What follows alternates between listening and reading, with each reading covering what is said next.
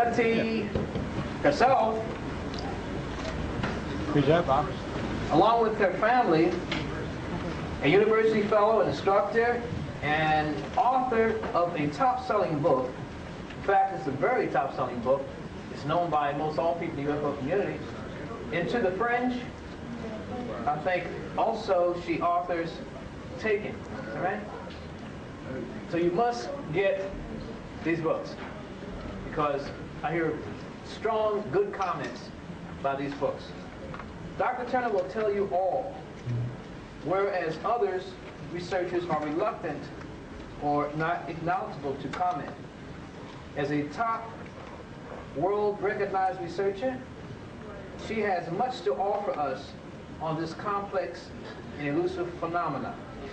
You definitely will not want to miss this, and I'm sure that you're going to get a lot out of Dr. Turner. So right now, without further ado, I will bring on Dr. Karla Turner to us.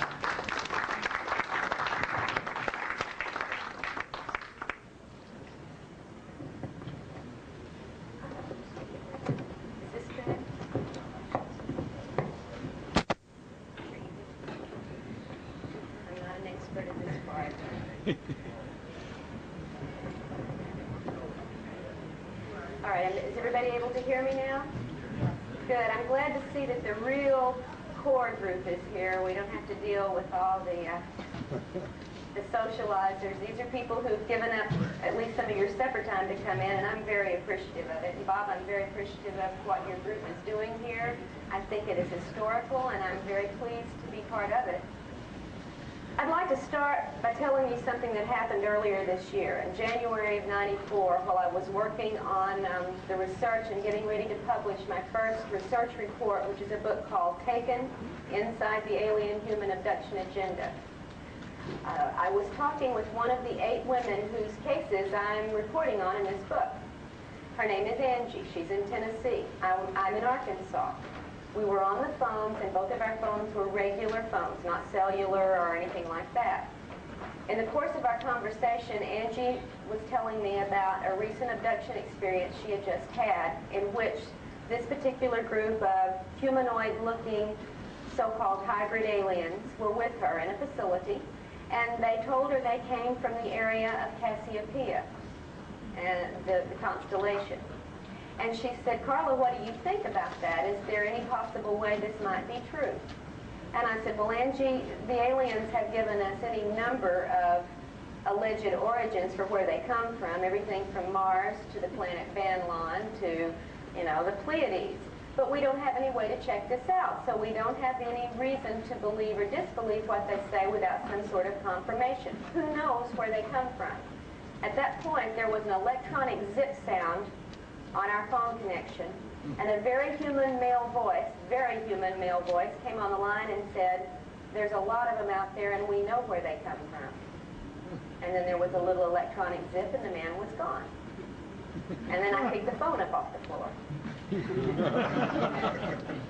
So to tell you that this is a phenomenon, the abduction scenario, that involves not only non-human entities from a place unknown as far as we can verify, it also involves very, very human agencies who monitor abduction experiences and events, who perform surveillance upon abductees, who initiate intimidation and harassment upon abductees, and at times, as you'll see in my book and in my presentation tonight, they abduct abductees and interrogate them, often with threats and often with the use of drugs and other mind control techniques, trying to elicit information from us about what is going on.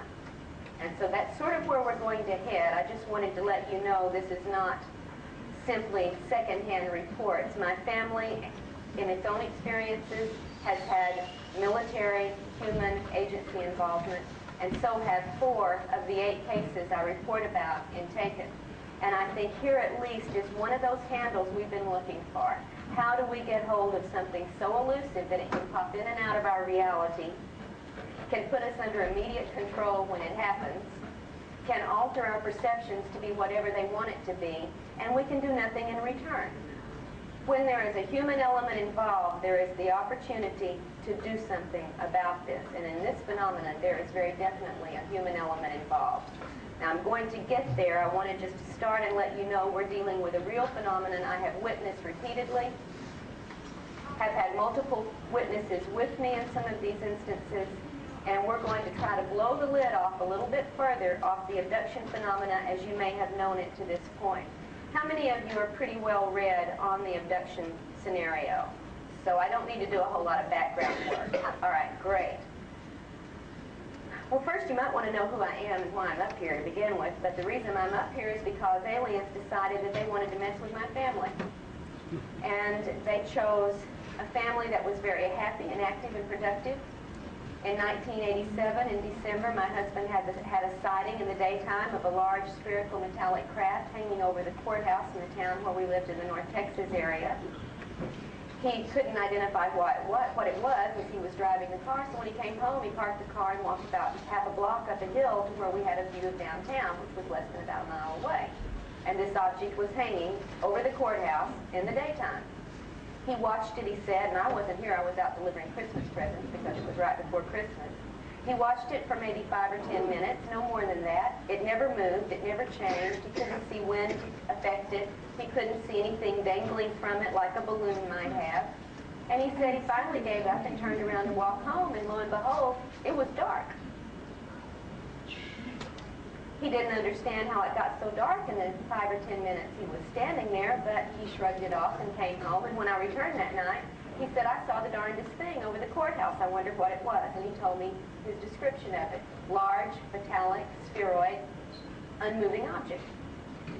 And we said, oh, well, they must be filming a movie in town, because our town is one where movies have been filmed fairly frequently. Let's look in the newspapers and see what movie they're filming so we can go down and watch them work. That's a fun thing to do. So we looked in the paper that weekend, and there was no mention of a movie, nor was there a mention of this large metallic object over the courthouse, and we forgot about it. Not once in our conversations did the term UFO ever come up. We didn't even think of it. It wasn't part of anything we dealt with. We were not prone to this subject. We had not read on this subject. I was a college instructor of English, had been for 10 years. My husband was a computer systems analyst. My son was a graduate student in physics. We were doing a very normal set of activities in our lives, and UFOs were simply not part of that.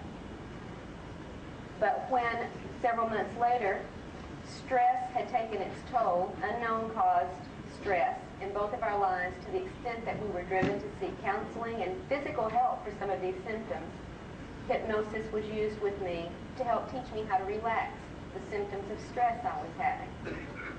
And when my husband's counselor finally dismissed him and said, I'm sorry, I can't find the cause of your stress, I offered to show him how to do self-hypnosis so he could relax the symptoms he was having, which included blinding headache, back pain, paralysis and numbness in one leg from the hip all the way down to the foot, partial blindness, nausea, etc.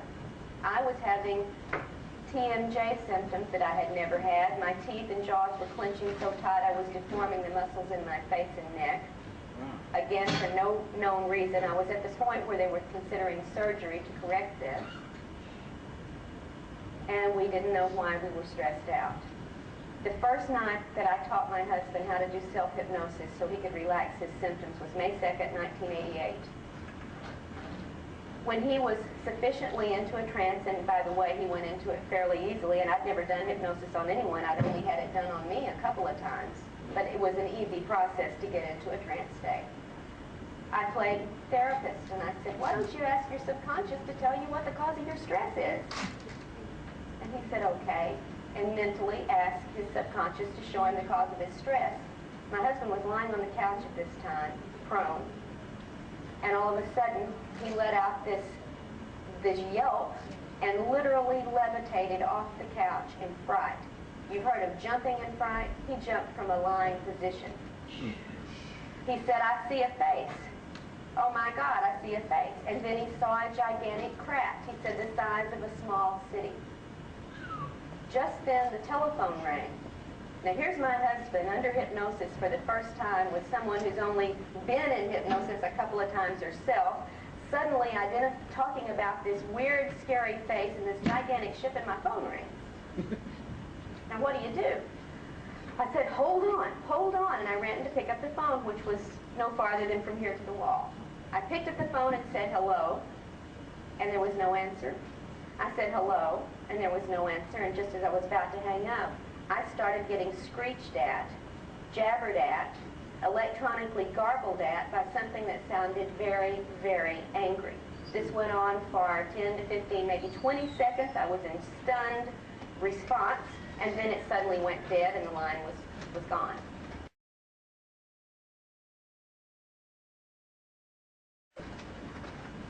I didn't have time to deal with this. I had a husband on the couch freaking out under hypnosis. So I simply hung up the phone and went back to see if I could bring him out of this trance because we didn't know what was going on. This was the beginning of an odyssey that led me far, far away from the academic community. A couple of months later brought me, fortunately, into contact with Barbara Barthlick, whom you heard earlier this afternoon, who was gracious enough to take on our situation and help us to investigate what was going on in our lives. And the story of everything that we uncovered in that first year and a half of investigations is presented in a book that was published in 1992 by Berkeley called Into the Fringe. If you're interested in the story of what my husband, my son, his fiance, his roommate, and several other family members went through during this literal siege or invasion for about 18 months in our lives, very consciously as well as on the subconscious level, with all sorts of corroborating external evidence, then I recommend you might want to look at the book. Now, it's only a $5 paperback. Most people can find it at a used bookstore, and I told them I really appreciated that because most of my friends were not rich enough to afford those hardback books. So it's at least one of the things that is available if you're interested in the personal account and the heroic work that Barbara did with us to bring us through a time when we were so lost, we did not know what to do. We were followed by unmarked cars. We had lived in the same house for 5 years with never a helicopter over our house, and beginning at this time we had almost daily helicopter strafing, sometimes in the middle of the night so loud the windows almost broke from the activity, sometimes as many as 9 in a day, circling and circling our house. We began to have interference on our telephone calls, and never when we were talking about recipes or the family or work, but only when UFOs were the subject of conversations. We began to have tampering with our mail, and my daughter-in-law, future daughter-in-law at that time, who was an ROTC scholarship student and was in the process of getting out of the ROTC because of medical reasons, was at a point where she had to sign up a duty request when she graduated, and she was a physicist, studying physics at the time, and she needed to be near her medical specialist for her problem, which would give her only one choice of an assignment, which was meteorology. When she went to the ROTC sergeant on the campus and signed that she wanted to be attached to a meteorological base, the sergeant absolutely flipped out and said, "You can't do this. You're a physicist. Don't you want to sign up for the R&D work? Don't you want to work on the UFOs and find out what really is going on with them and not what the public thinks?"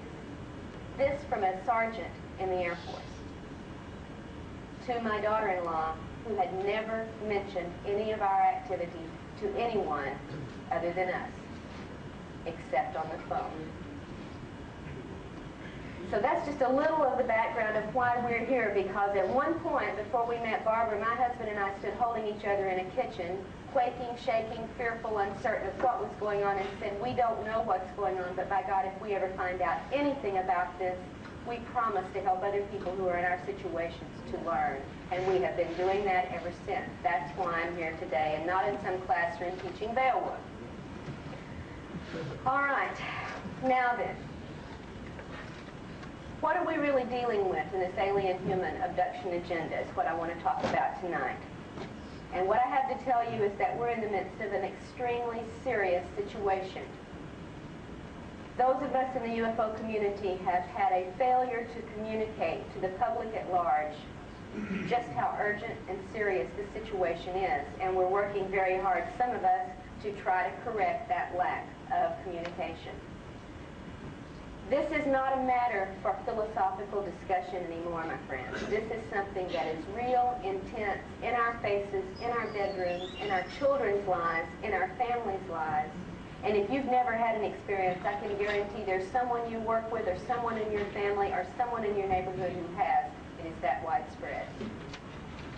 If everyone who had had this experience suddenly had a little red light glow above their heads in this country, you would be so shocked to find out not only the number, but the types of people who are subjected to the alien intrusions and who never talk about it.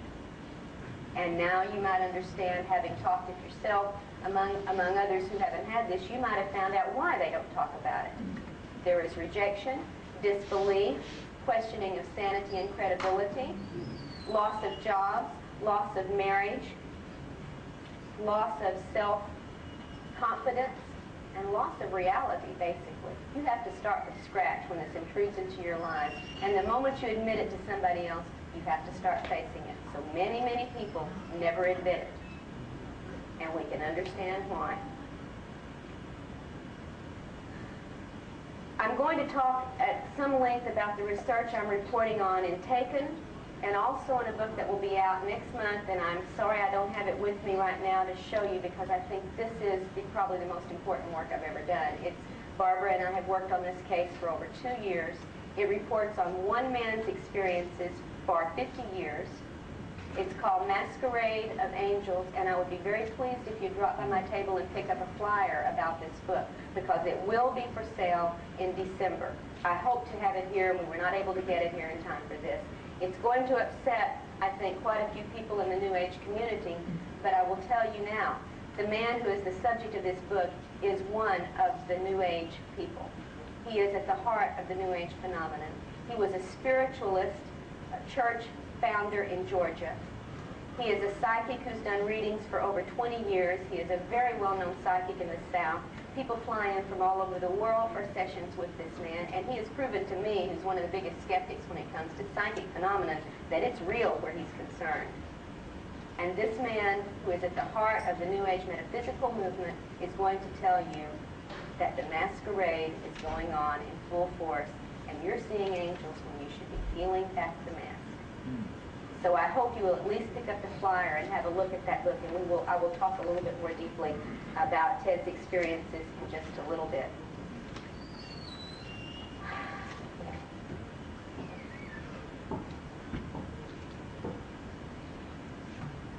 I think we should look first, before we get into the specifics of the research, I want to tell you what has happened to this abduction phenomenon in general. And you've read about it, so you're going to follow me very quickly as we go through how this has been a revelation of experience to the UFO community. Some of you have been studying UFOs since the 50s or the 60s, maybe some since the 40s. And you were looking at lights in the sky, you were looking at craft on radar. We've had scientists out there trained to measure angles of descent, to test for landing traces, trajectories, to corroborate witnesses. What color were the lights? What shape was the craft? Where did it go? Where did it come from? And scientific equipment of every sort has been focused on the UFO phenomenon for 50 years. And many groups like MUFON and others claim that the scientific approach is the only approach we should use, and it's the only way we're going to get answers. And my friends, I can challenge every one of them, and I have to their faces, to tell me after 50 years of scientific investigation, have you learned who these creatures are, where they come from, or why they're here? Is there anyone who has learned this with the scientific approach that you know of? MUFON itself has not been able to give me one reply. I spoke at the MUFON International Symposium this summer, and I made the same challenge, and all I got was silence. Science is not going to penetrate this. It is not capable, as it is now, to penetrate what is going on, because this is above the three-dimensional scientific paradigm that science holds on to as if it were a holy crusade to not move past it. And we have to move past it if we're going to make any headway. The UFO community resisted the abduction reports more vigorously than anyone in the beginning. Did you know that? Yeah. Remember the first few reports? This can't be. Yes, people can see craft, but certainly they're not seeing anybody in them. They're obviously empty. There's nobody flying them. And if anyone claimed to have actually seen an alien or had an encounter, they were immediately written off by the UFO community as being crackpots and loonies. Nobody has encounters. They resisted vigorously. And then, pushed by evidence as case after case began to come forward, grumblingly, the UFO community said, okay, maybe there is somebody in those ships. Okay, maybe occasionally one of them might get out of the ship.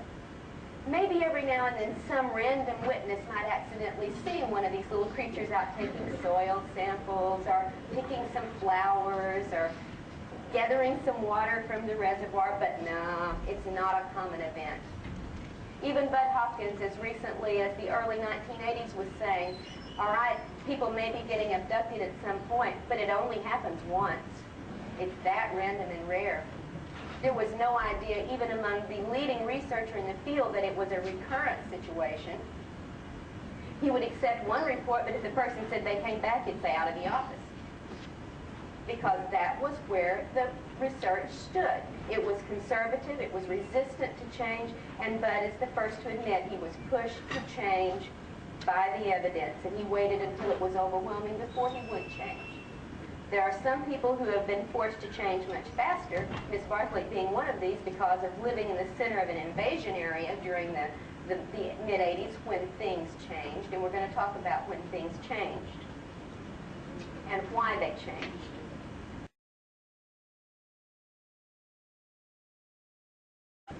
Now, David Jacobs has said recently that as far as his research with Bud and others has shown, the activity really began around 1900.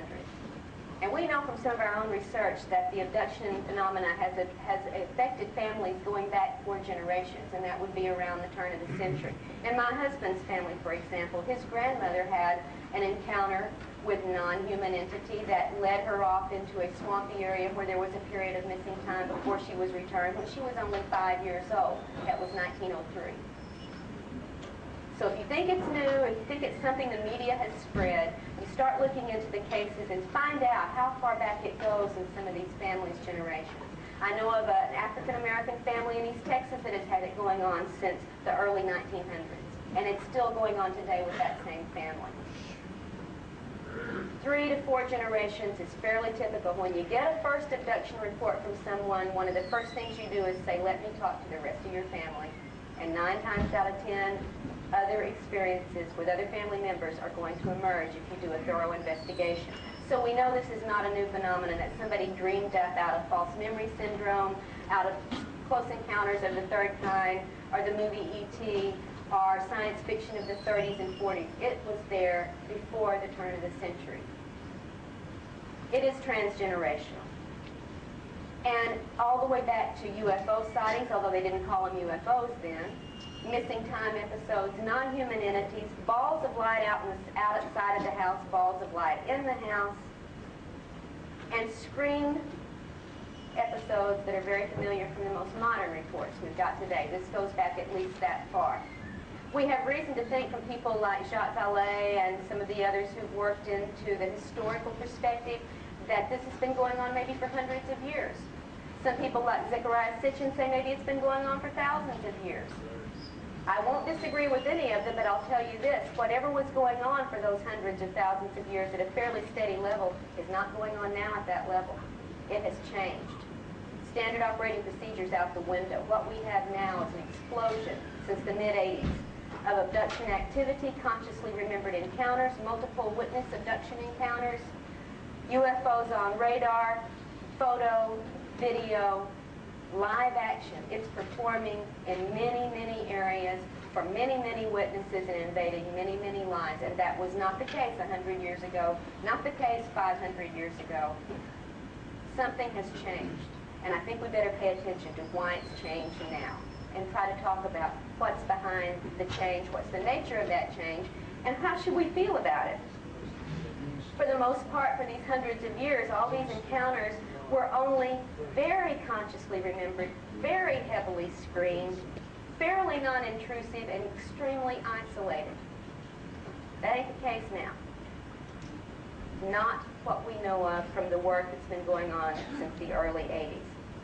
Now, when did the change start to shift? Jacob says around 1900, families all over the globe began to have this phenomena show up in their lives. Again, though, very isolated, very non-intrusive, just a little bit more numerous. But since the 1940s, you know what's happened, right?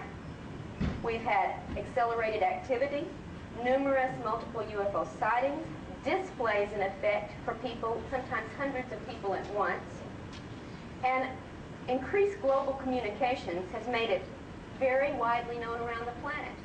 We now have a way to talk to each other very quickly on this globe where we didn't in 1900 or 1800. We get reports from remote villages in South Africa, from remote villages in Mongolia, from remote villages in India, from remote villages in the Arctic Circle.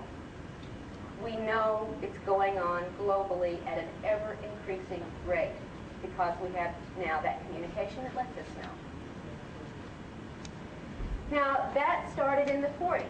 Before 1947, before Roswell, by the way, but that seemed to be one of those trigger points that everybody can hold on to. What happened in the 50s, early 1950s, UFO historians? What happened then? Contactee cases. Do you remember reading about the early contactees in the early 50s? Beautiful, human-looking aliens were coming down from Venus and from Mars and from Mercury, and they were having wonderful contacts with humans saying, you're special, you're chosen, we have a mission for you, you're going to tell people about us, you're going to be one of those who takes the lead.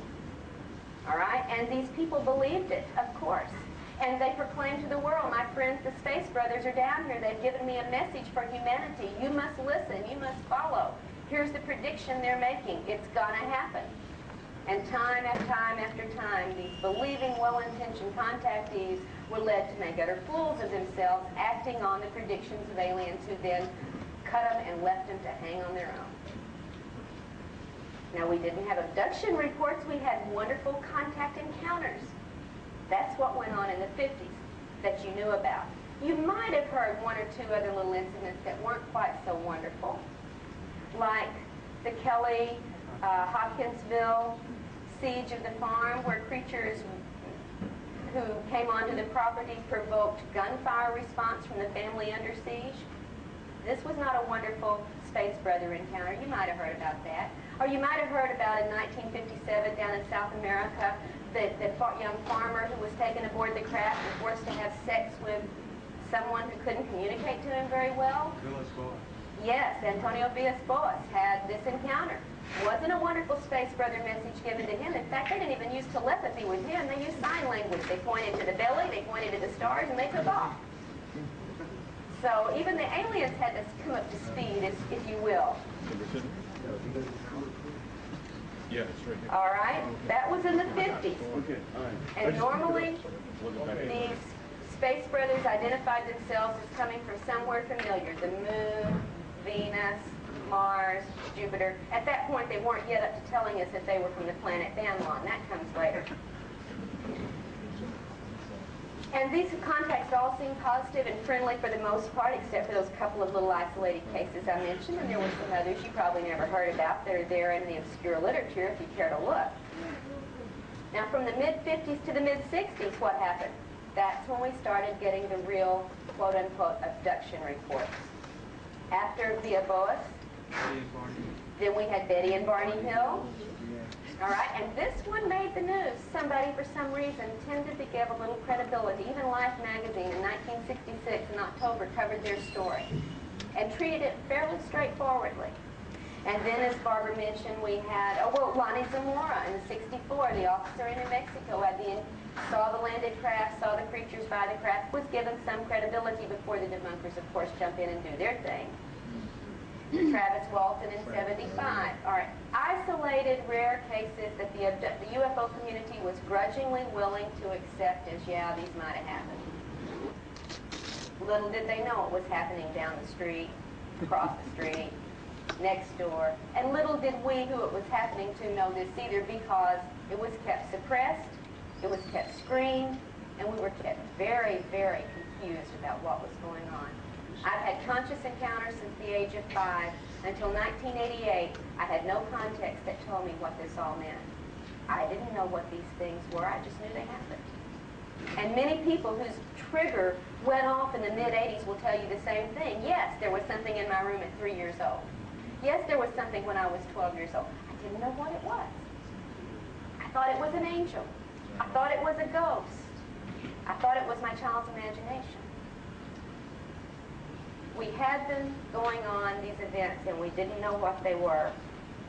But by the late 1970s and the early 1980s, that's when the trigger went off.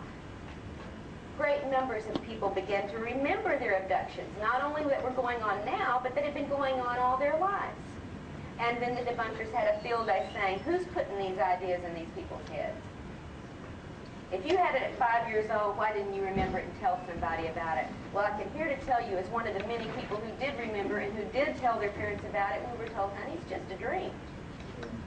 Nobody believed us, and they had no reason to. And so we quit believing in ourselves. We became self-doubting because we were having experiences that nobody, including us, could accept as real. And the UFO community slowly, by the early 80s, had to start listening to pioneers like Bud and others who were working in this field to bring this information to light and saying, okay, maybe it's going on. I'll tell you, since most encounters are suppressed or screened in our conscious memories, they could be much more numerous even today than we have any idea. We do not know how many times we've been abducted. I've been interviewed in numerous public forums, by television, by radio, in conferences, and people say, how many times have you been abducted? And I had to say, who the heck knows? I sure don't. I have signs of abductions many times when I have no memory. We do not know. What we remember is very little, and it is certainly not enough to give an honest answer or upon which to base any theories. But it was at this point that the serious abduction research began. And the reporting of this research in widely read books like Missing Time and Intruders and Communion and so on finally gave the public at large a context, a language in which they could discuss these things. If you don't have a language, you can't talk about it. We finally got a language of terms, of experiences, of validation.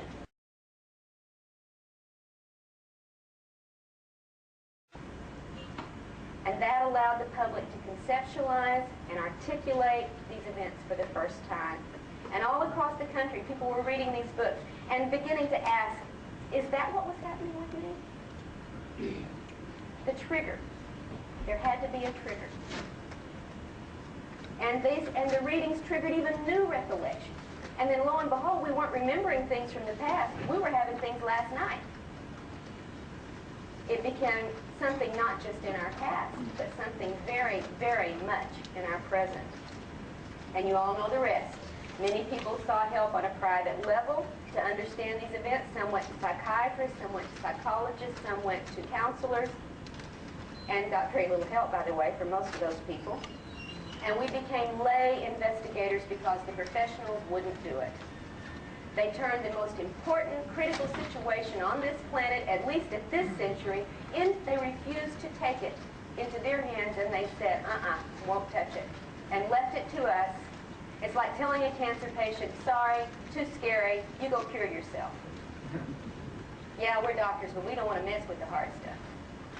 And that's the situation still pretty much as it stands today. It's left to each of us to help ourselves and to help each other, and we're not getting professional, organized, official support, recognition, or research.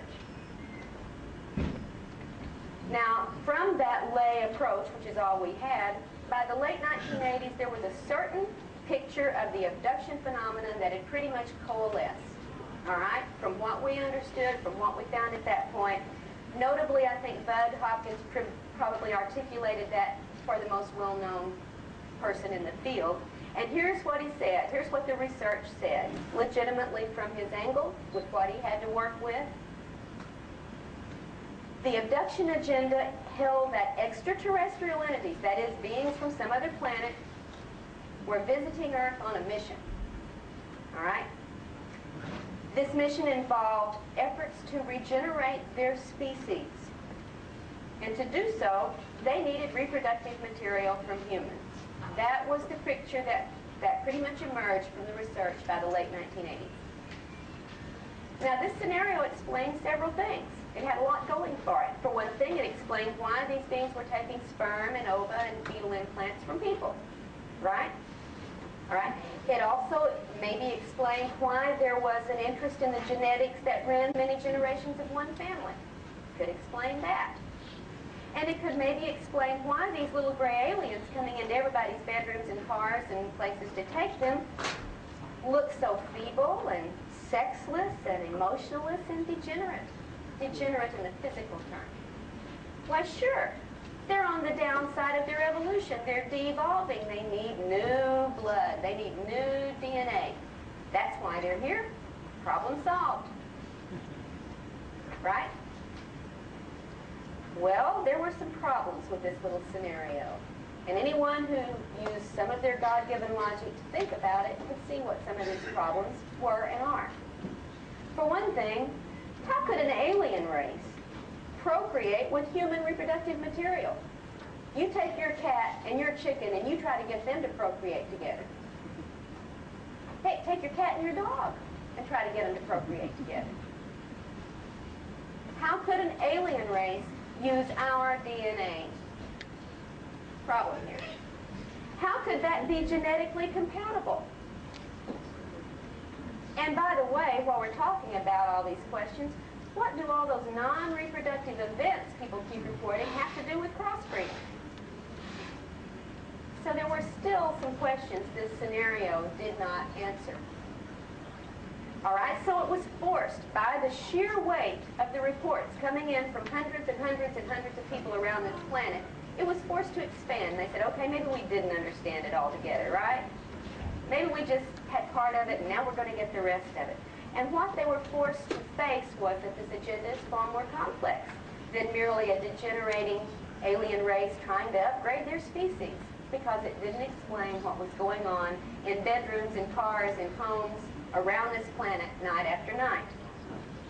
Hopkins and Jacobs and others who had held to this crossbreeding scenario as a firmly fixed, limited agenda had to start expanding what they were saying.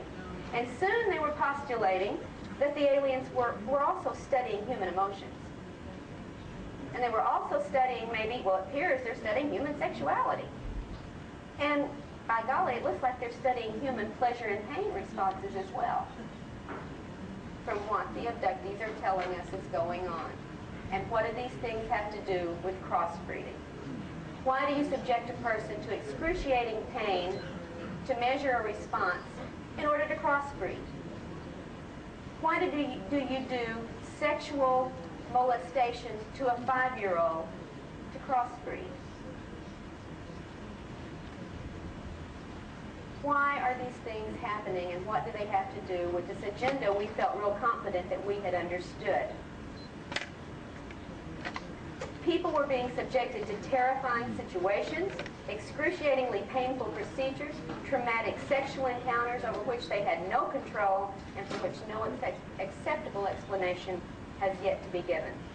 And to complicate matters, now you don't have it bad enough already, to complicate matters, we've got this increasing number of abductees who aren't abductees anymore, they're contactees. In fact, they're claiming their alien visitors are superior, benevolent, spiritual, sent by God himself or herself, helpful, and here on a mission that has nothing to do with saving their species. Buzz got it wrong. It's not their species here to save. They're here to save our species. Ah, now we understand what they're doing, right? That's why they have to do all these things. They're here to save us. And based on this activity, a whole new age agenda sprang up pretty quickly. For those of you who followed this phenomenon for several years, you know how fast that came up? Real fast. It offered a completely different view of alien encounters. And to this very day, the metaphysically optimistic theory is at war with the original view of this phenomenon. There is a war among the researchers. And it's bolstered by a lot of other information. For instance, a flood of channeled information coming in claiming that this is the case. People are getting channel material from all over the place. Now here's where we get anthrax from the planet Banlon coming in, telling us what's going on, how we've screwed our planet up, how our race is dying, and how they're here on a mission from God to save us, or conversely, to rescue some of us. The rest of us just don't make the cut.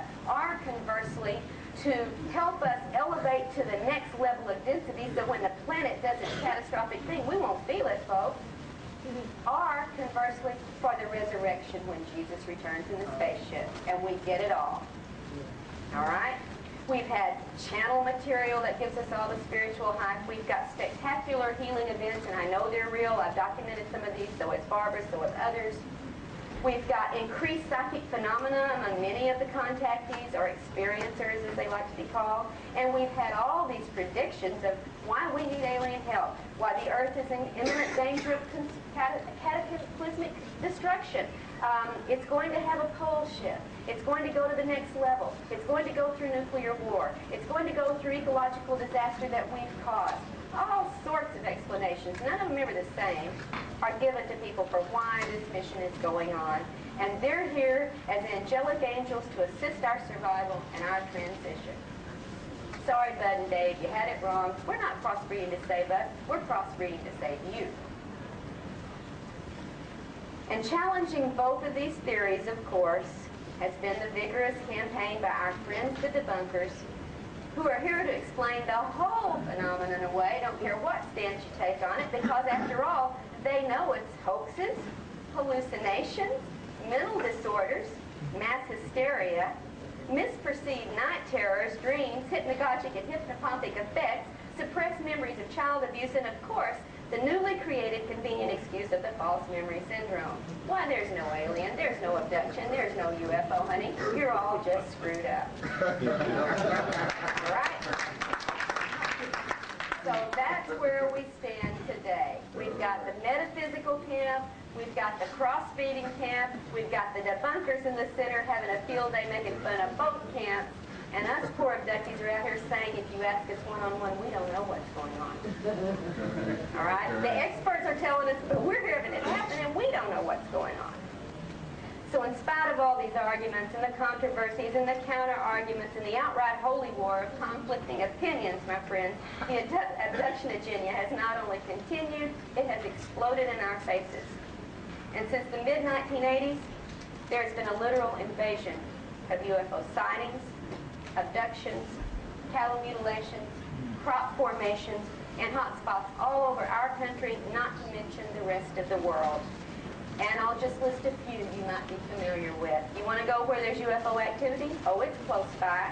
You've got it in Gulf Breeze and various other parts of Florida.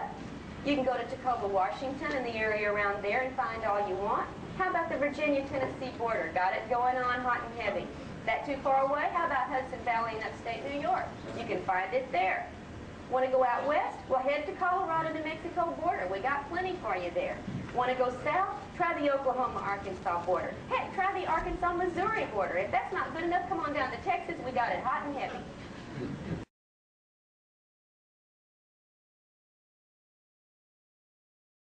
And if you don't know that this is going on, right now, week after week, on local levels being reported, then you're not getting the information that's available. And by the way, if you'll come by my table, I'll give you an address of something that will give you this information on a monthly basis, delivered to your door from local reports, not only around this country, but around the world, and it's called the UFO News Clipping Service, and it's the one thing I recommend you subscribe to. You get the reports from the horse's mouth that never make it out of their local areas. NBC is not going to tell you this. But the UFO News Clipping Service has the information, and you can read it on a monthly basis. The one thing I can recommend worth your money. Now, like I said earlier, it has not been business as usual since the 1980s. Instead of dimly remembered little events, people in massive numbers have had conscious memories of their recent encounters, as well as recovering even more memories of suppressed previous experiences. And this has had the effect, folks, of literally waking up. And I say that loud because some of you are sleeping out there. I see you right now. I'm an old college teacher. I can spot people who are sleeping with their eyes open. Okay? We have been waking up, folks. And we've been waking up to the fact of our involvement with non-human entities, and that awakening has had and continues to have a profound effect on not just us, but the entire society we're living in, and I'm talking globally. And furthermore, these encounters are found to be far more complicated, far more complex, far more confusing than crossbreeding or a spiritual vibrational change can ever hope to explain. Some of these encounters are reported to be positive experiences. Most abductees, in fact, most abductees have both positive feeling and negative feeling experiences. So don't let anybody sit there and preach to you that if you've had something negative happen, you're a spiritual Neanderthal and you asked for it. That is not the case. Most abductees have both. All right? And that's just without even any investigation. That's what they remember consciously. There have been, I can guarantee you, healings, miraculous level healings performed on abductees. We know of one case in Texas where a woman was in a car accident last year with 14 broken bones resulted from this. She was in a hospital bed at home, unable to move. That's why she had to have a bed in the living room, because she couldn't get up and down without help. In the middle of the night, 3 little gray aliens show up in the bedroom, come over, do something that she's not aware of because they knock her out. And when she comes to, they're gone, and she jumps out of that hospital bed, runs to the bedroom and says, honey, they were just here. Well, honey's falling over in a faint, not because the aliens have been there, but because this woman with 14 broken bones who can't move is jumping up and down in his doorway. And the next day at the doctor, when the x-rays are taken, there's not a broken bone in sight. And that's just one of the kinds of cases I'm talking about that make people believe, hey, they're really here to help us. Well, they healed me. They healed me. It's got to be good. Right? Well, have any of you ever known a farmer who raised cows? Anybody out there? Who does that farmer take care of first, a sick kid or a sick cow? Yeah. Sick cow gets it first. That kid is going to have to recover on his own, because that's the crop he's counting on for survival. He gets those cows to the vet right away. And is it because he loves that cow and he wants their spiritual level to move to a higher vibration? Trust me, that's not the case. So don't make quick assumptions. Somebody's been healed, therefore it must be an angel doing it. It could have been a really concerned farmer.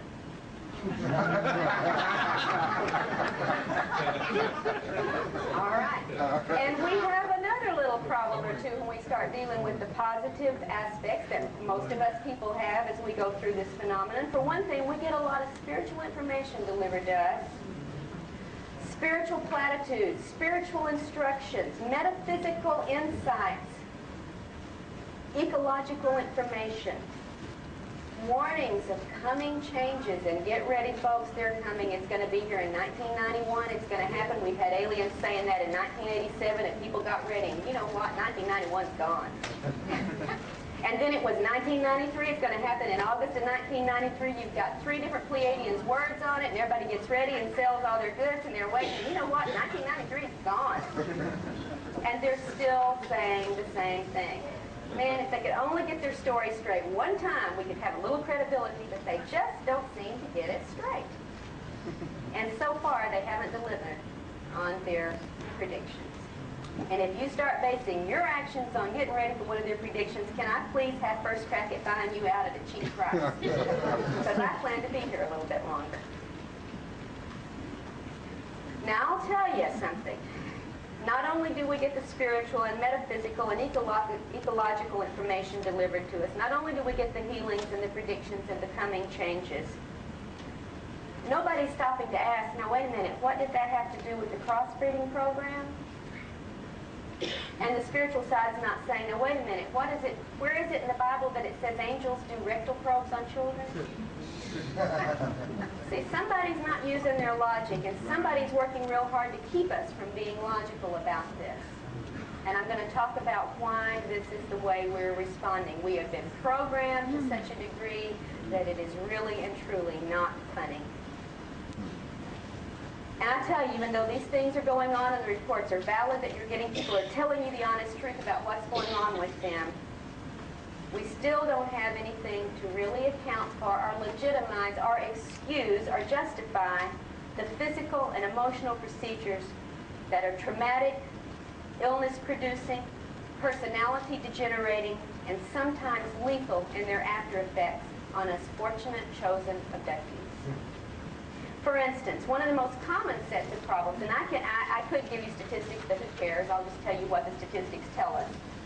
that kidney problems, back problems, headache problems, nausea, unexplained rashes, hair loss, eye damage, and extremely bad gynecological problems are the common results in many cases of the abduction scenario.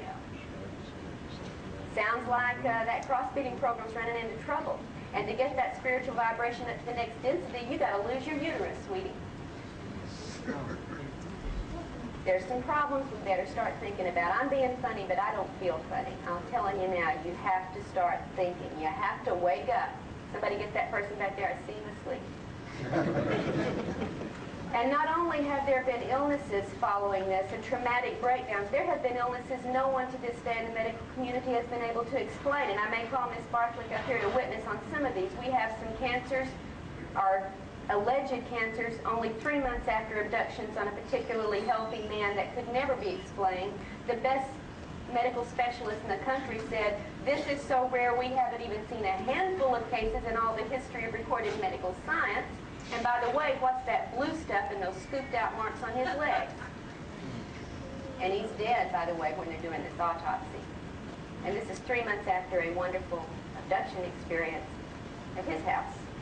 We have another case in South Arkansas where an entire family, a mom, a dad, their grown child, and her husband are abducted, where there's a big flat going on. There was sightings so numerous that the camera crews from the TV stations used to come out and shoot them because they were showing up on schedule. Had an abduction for the entire family, and afterwards, in this area where many abductions were going on, one of the women who had been abducted began to have her breasts rot off. Rot off. From no known explanation. No doctor could stop nor could identify, and I believe there were 20 surgeries at last count to try to repair the damage.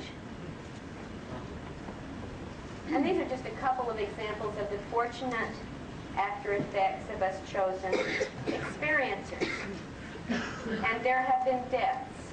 There have been deaths that have been predicted and threatened to abductees by the aliens as a means of coercion, and those deaths occurred. And they occurred exactly as the aliens said they would occur. And this can be verified in private for anyone who does not think this is true. The people who are involved in this will not let themselves be identified because they still have other people living who are under threat. Those are the cases nobody wants to hear about, and certainly nobody wants to talk about. And before you start believing everything your abductees are telling you, you might want to talk to the survivors of some of these cases.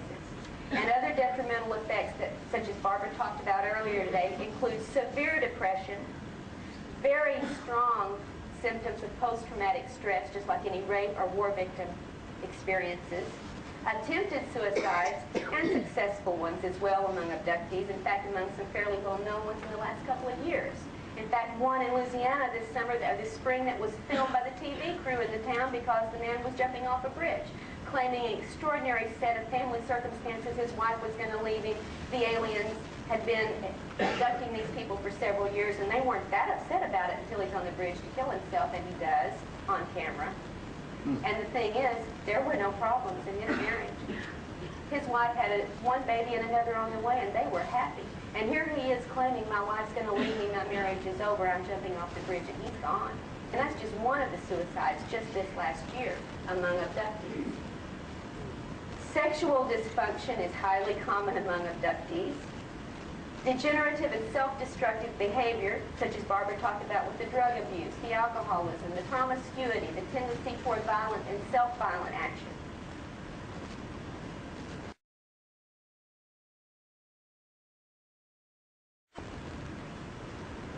All right, I've got one more hour. I tell you, I'm going to wrap up real quickly to a break point, and then we're going to take a little break, and everybody go to the bathroom, have a cigarette, and calm down, and then we'll come back and finish. So what I'm getting up to before I started my specific research report is that neither theory, the New Age or the crossbreeding, adequately explains the alien abduction agenda from the reports that we know are valid. And the abduction research field is in an uproar, and it's all alone in dealing with this situation. Now you might ask, what have our authorities and officials in government been doing about this? Well, to begin answering that question, I want you to remember that I want you to realize something. There has been a revolution that's taken place in our government. And here in the Cradle of Liberty, I feel like we need to call for another one. And I hope by the time we're through here, there will be a revolution of some sort in our action and in our lives and in our thinking about this. But there has been a revolution within our government. So that today, a very great part of the power structure that really deals with our situation globally is unknown to you and me. It's not people we vote for. It's not people we'd recognize on the street. But it's where the power structure stops at the top. And you'll never see it, and I'll never see it. And I'll say this openly, you could elect my dog president, it wouldn't change that power structure. All right? Amen. And we don't know it. We're the ones they're hiding it from. You know what they call us up there among the intelligence community's top levels? We're the sheeple. And that's their term for us. We are the sheeple. Now, this revolution in government activities, we may never know the true extent of these activities because the public is not being told. In fact, most of the evidence that keeps things, most of the effort to keep things covert is not aimed at our so-called political enemies. It's aimed at us, the sheeple. Our leaders don't want us to know what's going on. The Russians know. The Chinese know. We don't. That's how it is, folks. They let Russian satellites fly over the most secret bases and take pictures, but if you try to get out to Area 51, watch it. Now, who are they protecting? And even with our limited resources here in the individual private sector that has been trying to deal with this for all these years, we do know a little bit. We know that since 1947 at least, a power structure within the military intelligence inner sanctum has appropriated the UFO phenomenon, has made it its own sphere, and politics below that level has nothing to do with it. I don't think the president knows any more than you and I do, probably less, no matter who the president is at any given time. And this power structure has attempted to manage the relevant information for its own purposes. First, it wanted to control this information until it could manage it. But that never happened. That's how they said it. It never happened. We'll just control it until we understand it and have a handle on it. So tell the folks it never happened. But later, they found out they couldn't get the handle. They couldn't manage it. But here they were having it covered up and having lied and carried out illegal activities to keep it covered up. So what can you do then when you realize you can't get a handle on it? Well, if it can't be managed, you just simply continue to deny and debunk. And the attitude has been, we can't stop the UFO sightings. Okay, but we can ridicule and frighten the witnesses of these events into silence. All right? Nowadays, it seems, and I'm going to talk about specific examples of this, that power structure within that high level of military intelligence government activity has decided that they can only gather information, they can't control it. And where do you get the best information about what the aliens are doing? Where do you get it? You get it from satellites? You get it from phone surveillance? You get it from abductees. The first-hand accounts from the people who are facing it one-on-one, and now we have evidence, and I mean really hard evidence, that this power structure's agents are not only doing surveillance on abductees, they are also abducting abductees, interrogating abductees, using drugs and other mind control techniques upon abductees, trying to ask these questions. What do you know about the alien agenda? What are they doing with your family? What have they told you you will be doing? What have they done to put implants in you? What procedures are they carrying out on you? They are asking us questions in a desperate attempt to get the information from us. Now, they could come to my door and ask, can I ask you what's going on? And I would be happy to tell them. I feel very patriotic about this country. If there is a threat and our government is working on it, I will give them the information gladly. But do not take me or my husband in the middle of the night without asking, put us under control, use guns and coercions and threats to try to elicit information, and then use drugs to wipe out the memory of this as much as you can and expect me to cooperate? Sorry. I'll be a patriot, but you're not being the patriot when you do that to me. There is very strong evidence that the government is having to prepare the public in some way with a widespread dissemination of vague knowledge, somewhat legitimate knowledge. Let's mix in a lot of good disinformation with it so they won't get too scared too fast. Let's mix the good, the bad, the ugly, and the humorous in the media when we treat this subject so everybody can choose what they want to deal with and won't have to be forced to deal with more than they can handle. And maybe we ought to install some contingency plan for future confrontational scenarios. That's where it stands with our power structure right now. And folks, I'm dry. I need a smoke. I'll be back in 15 minutes and we'll talk about the specifics of this.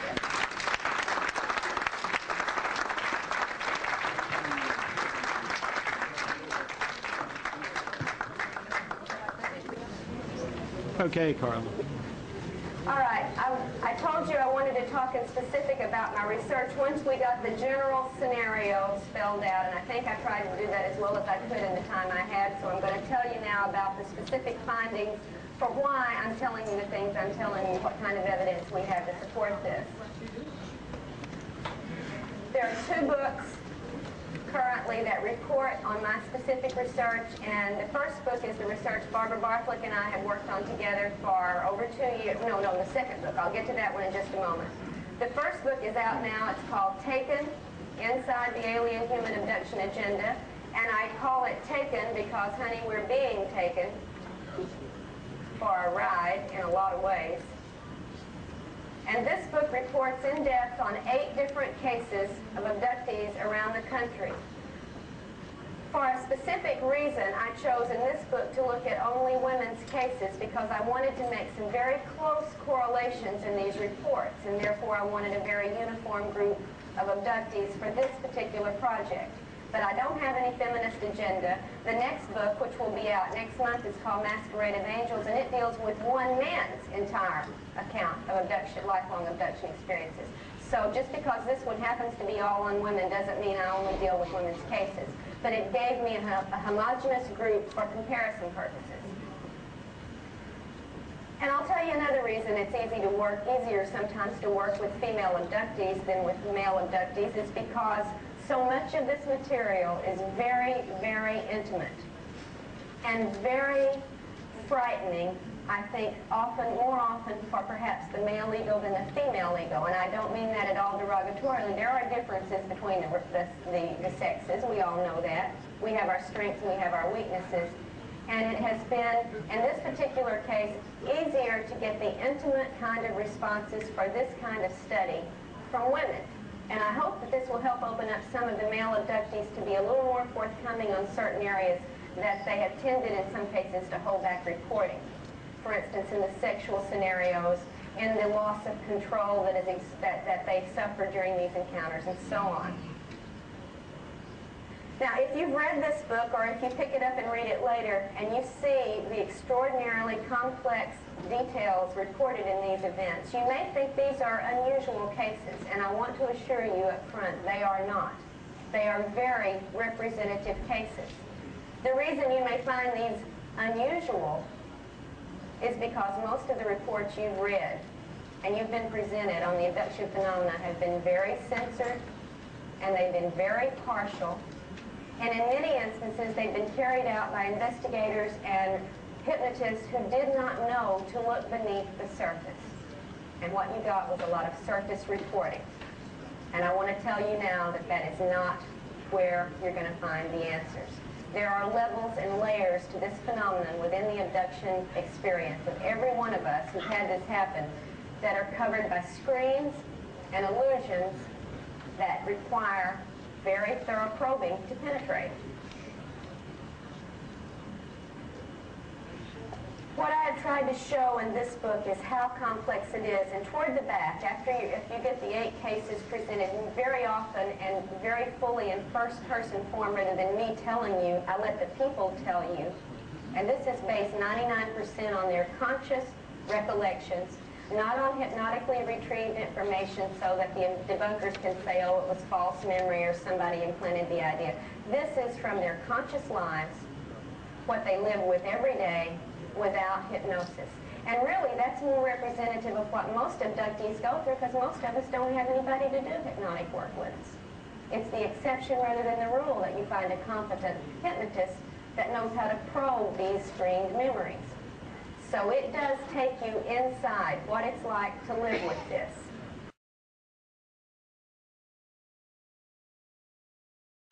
Now I want to read you just for a little example,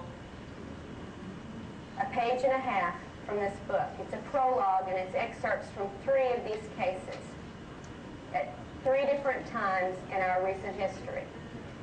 The first is from Indiana, and it's in 1954. And this is a quote. This is from the case of Pat. They came in our house and set up equipment in the living room, Pat said. The Army men wanted to talk to me the most. Me, an 11-year-old girl with secrets in my head. But the aliens told me I couldn't tell, because they said there'll be those who will tamper with your mind.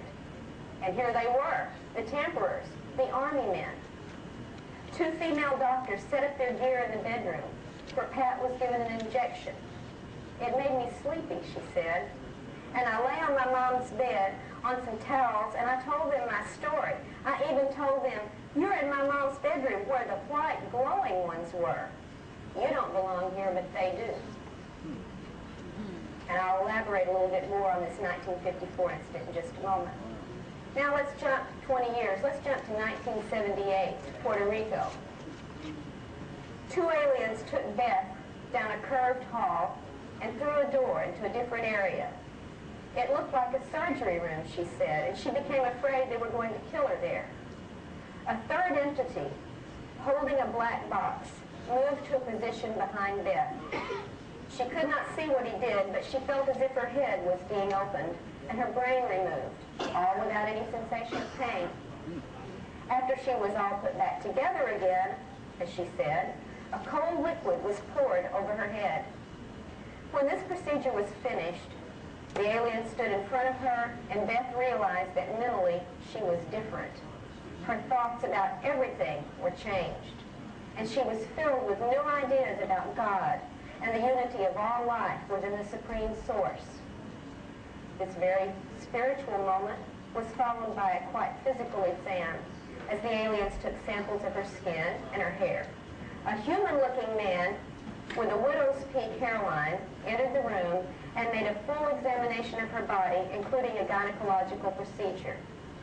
Then he explained many things, telling her that she and other humans had been chosen to carry out certain jobs in the future. Now let's jump to Texas 20 years after that, 1992. And this is the case of Amy. Quote, the masked alien explained that her race had been doing things to humans that they should not be doing, Amy said. She, this alien, and several groups of her race and others wanted to stop the abuse of humans by her race. They were working with certain people on Earth to stop the process. The other humans in the room were ex-pilots, military officials, and other professionals. They were all working together to stop the alien intrusion. She showed me the thing she had pulled out of my neck and said, this implant is embedded deep in the spinal cord.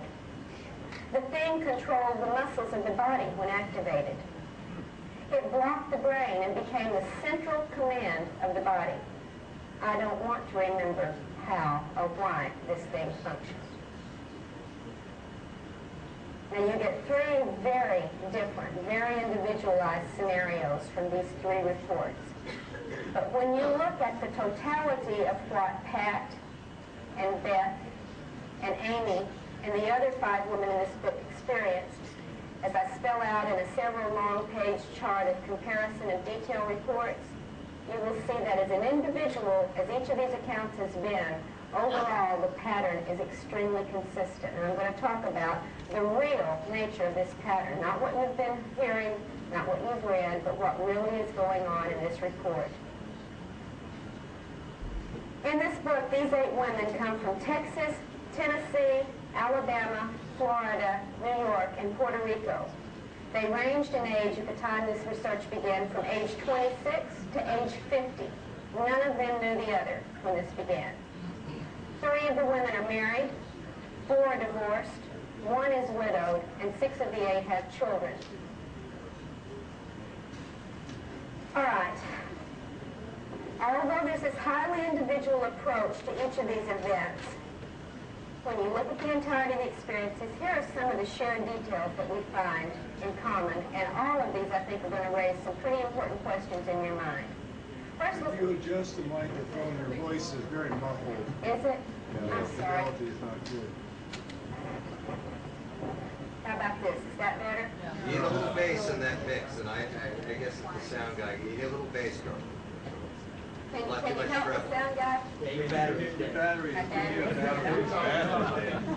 Thank you very much. I was just talking about that. Yeah. That's good. Yeah.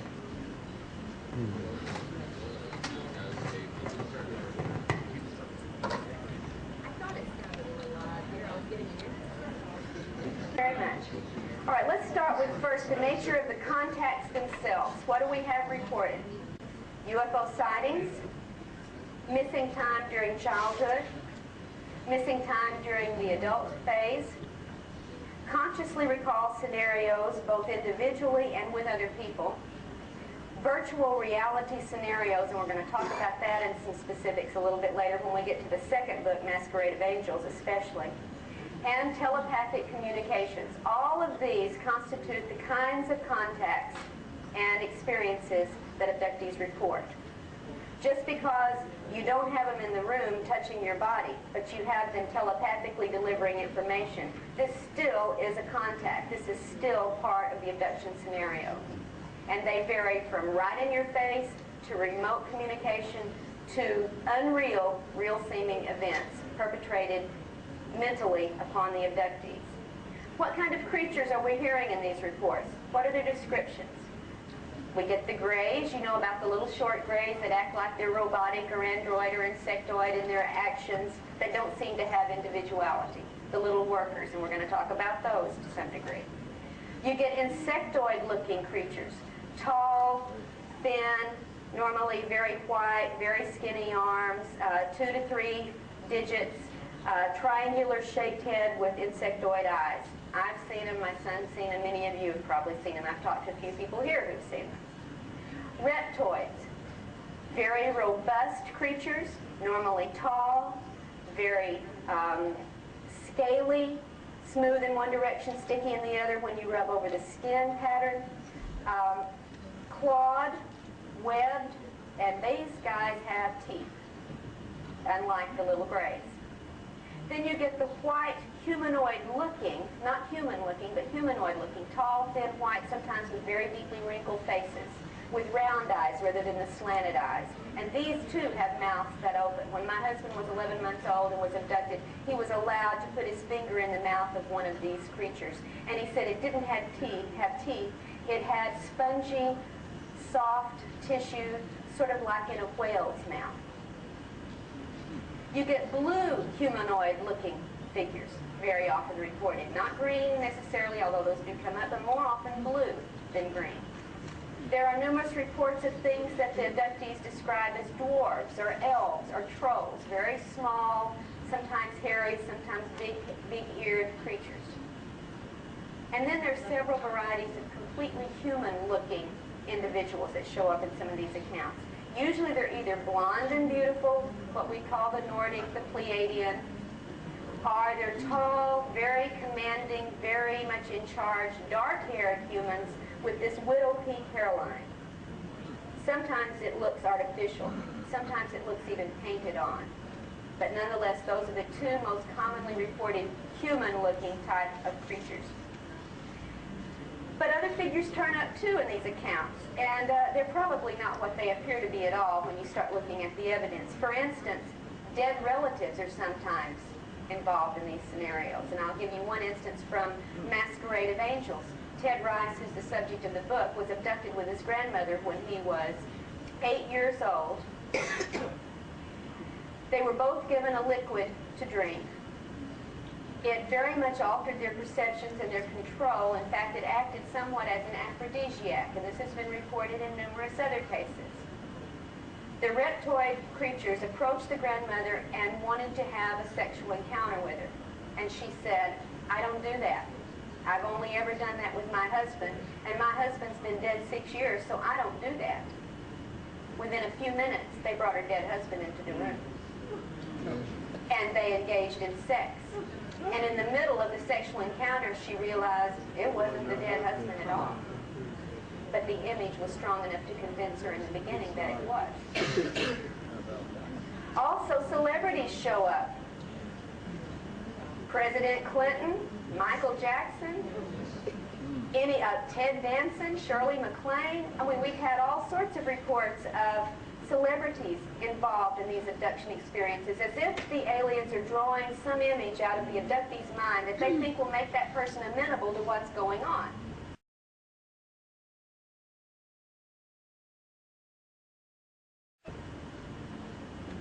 And even religious figures show up, most commonly Jesus. Now, we're dealing in this country. Maybe if we were in India, Buddha would show up more, or Krishna would show up more, but right here we get Jesus. And in fact, Pat, the girl whose family was sequestered in 1954 in Indiana after a UFO encounter that abducted her entire family, the next day military personnel showed up, sequestered her family on their farm for 5 days, and interrogated them with using drugs to do so. 54.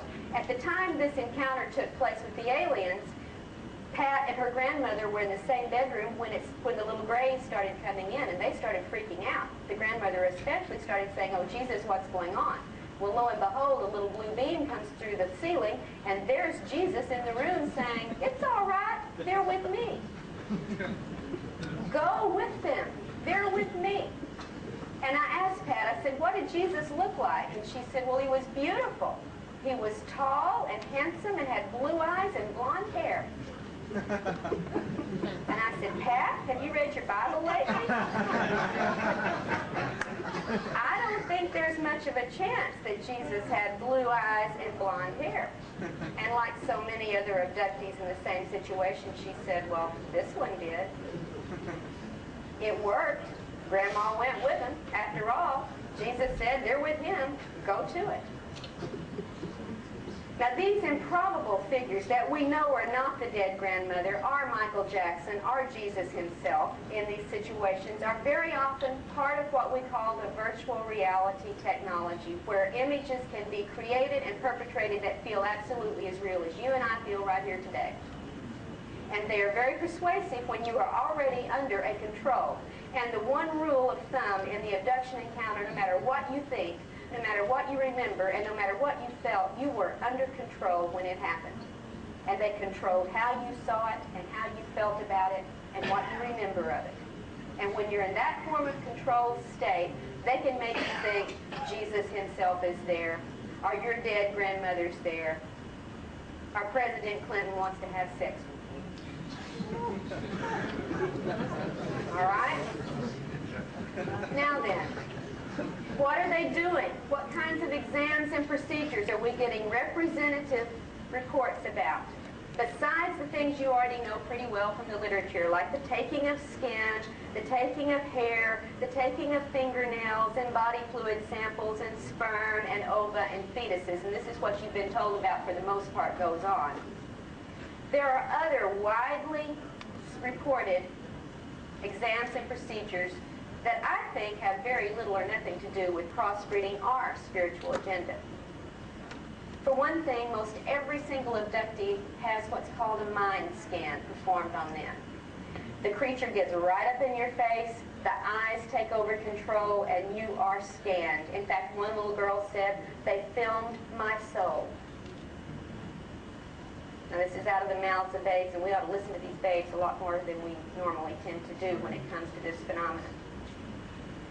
For women, almost every one of the abductees that are female undergo gynecological procedures of various sorts, sometimes painful, sometimes not. But the result and the after effects are that many, many, many abductees, much higher than the national average, suffer from extremely severe gynecological problems after being used by the aliens in these procedures.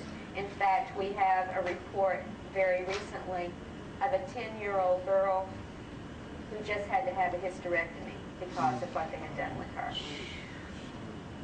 It's getting younger and younger. There are also many implantations performed on abductees. You've heard about the little BB probes that are put up the nose and go penetrate into here like my husband had when he and his best friend were abducted when they were 12. As often, or maybe even more often, they use behind the eye. As you heard with Barbara's presentation today, they take the eye out, they do the implant behind it, put the eye back in. They also put them in through the ear. Most recently, they've begun putting them behind the ear into the base of the brain. And very often they go into the spine at some point, ranging from the base of the neck all the way down to the bottom of the spine. All right, what does this have to do with crossbreeding or spiritual elevation, you might wonder, as I do. Many abductees report the brain surgery, like Beth when they opened her head and took out her brain. This report is as common as the sperm and ova taking, although you don't hear about it as often. And people who have this happen use almost the same phrase. They opened my head and took out my brain. Word for word. I can repeat it on tape after tape, the same scenario. Certain kinds of instruments are repeatedly reported as part of these procedures. You know about the little light bar or light wand that's used to scan over the body. This is very, very common. You know about the little small box, usually a little black box, that's reported in many of these scenarios. We don't know up until this point, perhaps we know now, but we did not know what this little black box was all about. In Masquerade of Angels, I think you'll find some information that may shed light on what that little black box is all about. And I don't think you're going to be real happy with it, but I'm going to tell it to you anyway if you read the book. A long needle device, sometimes into the brain, sometimes into the abdomen, sometimes into other areas, even into between the toes, is reported repeatedly. And then, of course, there's the infamous alien dentist chair. How many of you have been in that? You're in the chair, the equipment pulls down from overhead, and you get the little, laser type or razor type or probe type device that is used in any number of areas on the body. These are very similar from report to report to report. Abductees are very frequently given an unknown liquid to drink. No explanation for what this is about. Sometimes they're given a substance to swallow or to eat with no explanation of what it is. And the results of these liquids and these pills or substances are varying. Sometimes it's dizziness, loss of consciousness, extreme nausea, and sexual stimulation. All of these are frequently reported from these substances we are made to ingest. What are the aliens communicating in these scenarios? Well, very often they don't communicate a darn thing. You're out, you don't get to ask questions, they don't answer any questions, they do the procedure and you're back home and that's it. But they do sometimes communicate certain things. Sometimes it's merely directions. Don't be afraid. Yeah, sure, don't be afraid. Lie still. Don't touch certain things. They have told them not to touch aliens, not to touch things on the ship, not to touch the ship itself. Don't touch. These are some of the kinds of directions abductees are given in communications. Many abductees are given certain other kind of communications. You are special. You are chosen. You're the golden child. You have a mission. And they are told this sort of information, that they are selected for some great honor or mission or task. Sometimes the aliens communicate a lot of information about the origin of the human species, and you know what it mostly says? We made you. We altered what you were. We changed you. We own you. You're our product. Sometimes they make a lot of statements about the separation of the soul and the body. And they seem to be doing this more and more lately, stressing, don't be so attached to that physical body. It's just a container. It's just a vessel. Why, it's not important. Now, why do you think they would want to downgrade the physical form that God chose to put us in and tell us it's not important? It was important enough for God to make it. It was important enough that this is how we are born. Why do you think they might be stressing, hey, don't be so attached to that body. It's not really important. You might want to think about why that would be something they want us to believe. Very often they deliver warnings about the current terrible condition of the planet, or about some impending destruction that we're going to bring on ourselves, or that nature is going to bring on the planet, and so on. We get a lot of warnings. And then occasionally there's some weird things like certain musical sounds are heard, Our aliens are heard chattering in their own language, which is incomprehensible to the person. They talk about it as a bird-type sound or a bumbling, buzzing, humming sort of noise that they try to describe, and there's really not a way to do that in human terms. But we sometimes get reports of aliens communicating to each other in a verbal form. All right, now in addition to these exams and procedures that are reported, there's also other kind of activities that abductees report. And some of you here had some of these. Very often, they have teaching or testing sessions with abductees from childhood through adulthood. Sometimes, and I have this many, many times reported very specifically, and sometimes in more than one generation in the family, they taught me how to walk through walls. They taught me how to pass through solid objects. They taught me how to use my mind to move objects. They taught me how to affect electrical impulses with my brain. They taught me telekinesis. They taught me levitation. Now, the people are able to perform these things when they're with the aliens, but when they get up the next morning and try to walk through that wall, it doesn't happen. All right? So it seems to only work when you're with the aliens, but they're spending years sometimes teaching people how to pass through solid objects.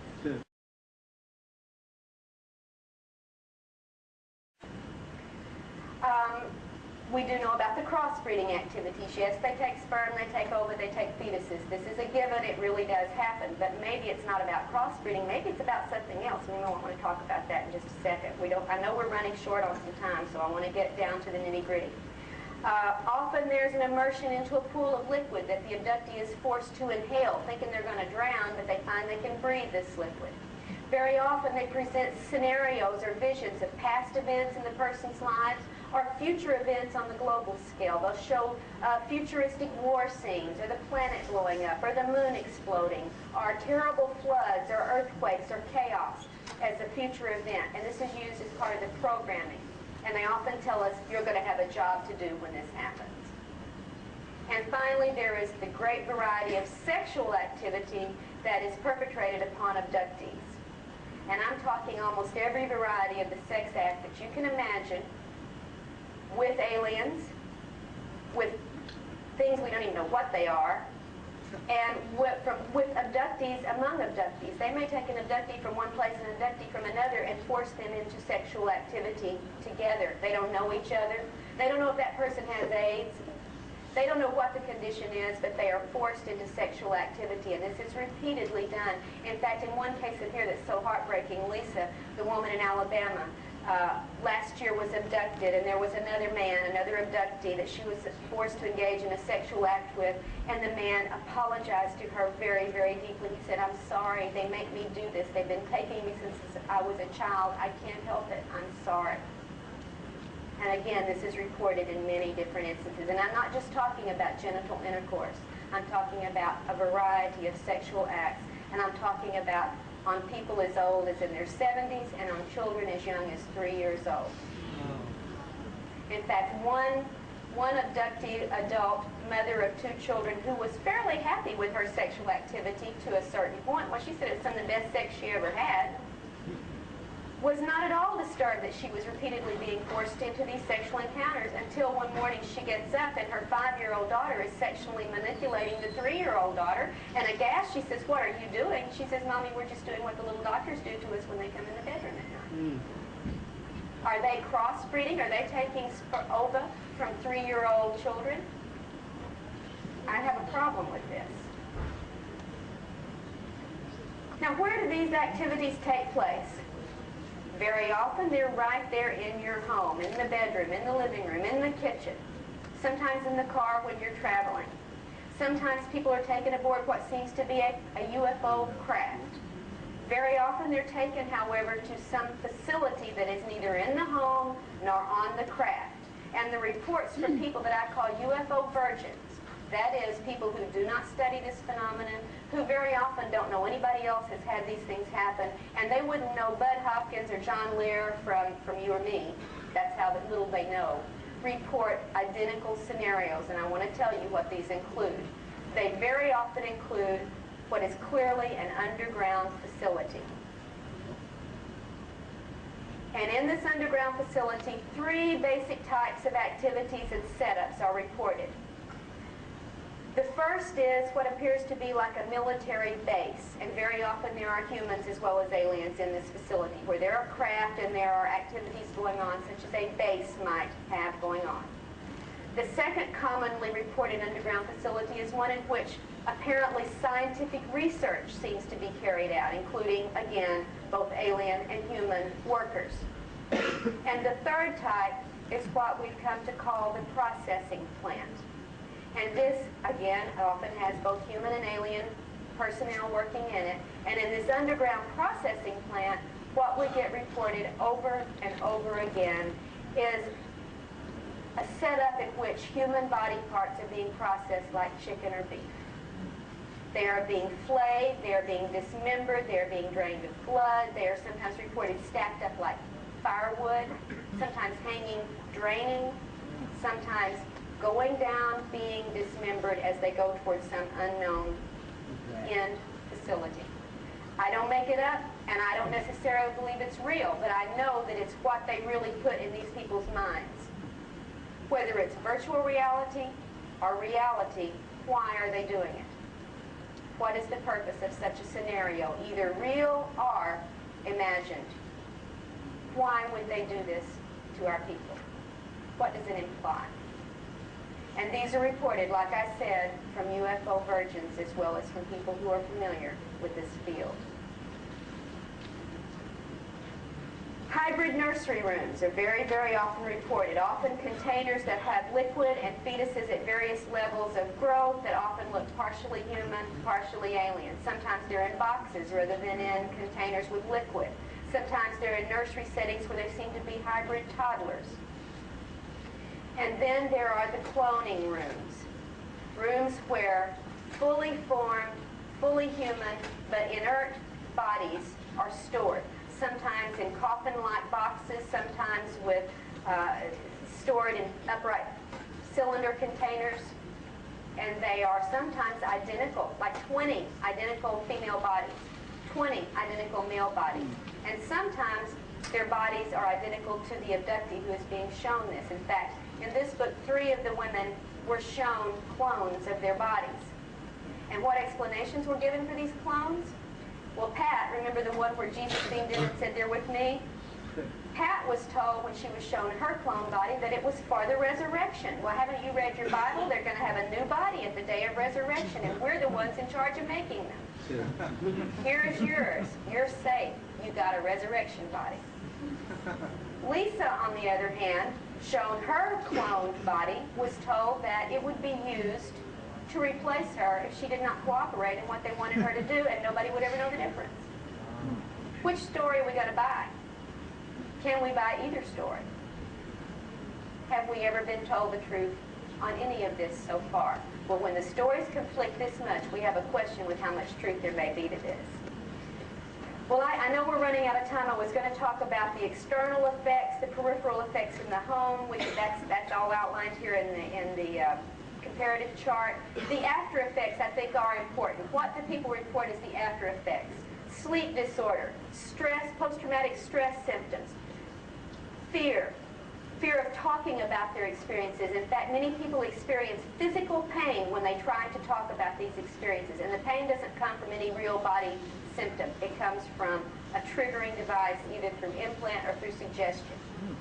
Shifts in attitudes. People's attitudes change radically. They become more ecologically aware. They become more compassionate. They become more non-traditional in their spiritual and religious views. And many, many times, as Jane, one of the abductees in here, had to say, they foster a mistrust of our government within us. Maybe we ought to be mistrustful, but they certainly work to make us so in many cases. They often become convinced they have a mission to perform. Thank you. They're given certain kinds of dreams. Most notably, 3 different kinds of dreams are reported over and over again. One dream I call from one abductees report the night of lights, and that some of you may have had this dream when the sky is literally filled with UFOs, and it's when they're coming now. This dream is very, very, very common among abductees. The second kind of dream, Earthly disasters, great floods, great earthquakes, great cataclysm in which the abductees have a job to do, reported over and over again. And the third kind of dream reported frequently is that of a prophetic event. And many, many times abductees dream about certain events that actually do come to pass. Very often they're disaster events. Gynecological problems we've already talked about. Sexual dysfunction is a very common after effect of this. Marital problems rife after this happens. I can't tell you how many abductees in the last 2 years have gone through divorces when they were happily married before. It is extraordinary the kind of stress on the relationships these people experience as after effects. Degradation. Now, as many people who realize a spiritual awakening and uprising from the experience, we got the other side where they go through the degradation of their personal lives, as we talked about with the drug abuse, the promiscuity, the self-destructive behavior, the suicidal tendencies. What do we know about human involvement from these reports? Of these 8 women, 4 have been abducted and interrogated by military human personnel. They want to know what's going on just like you and I do, but they're using better technology to try to get their information than you or I have. We have military personnel, medical personnel, scientific research personnel, very, very often working with aliens on board craft or in the facilities. We see an increase in helicopter activity over the homes of abductees when they begin dealing with this or having current situations. We get the phone surveillance, we get the mail surveillance, we get people followed, we get people with taps on their wires, people whose homes are broken into and the only thing taken is UFO-related documents, etc. And then, of course, the interrogations like Pat's family went through in 1954 and my husband went through in 1988, and 4 of the women in this book have experienced on military-based facilities at the hands of military personnel. So that's what you're going to find spelled out in much greater detail than I can go into in 20 minutes here in Taken. And I hope you'll have a chance to look at that at some point.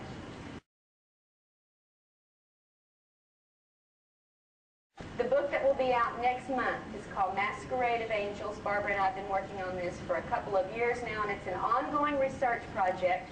This involves Ted Rice, a man who was born in Alabama, who was born to a very ordinary family. He was a rural cotton patch kid. He grew up in the cotton patch farm area of northern Alabama. But from a very early age, he began to have a series of extremely paranormal events.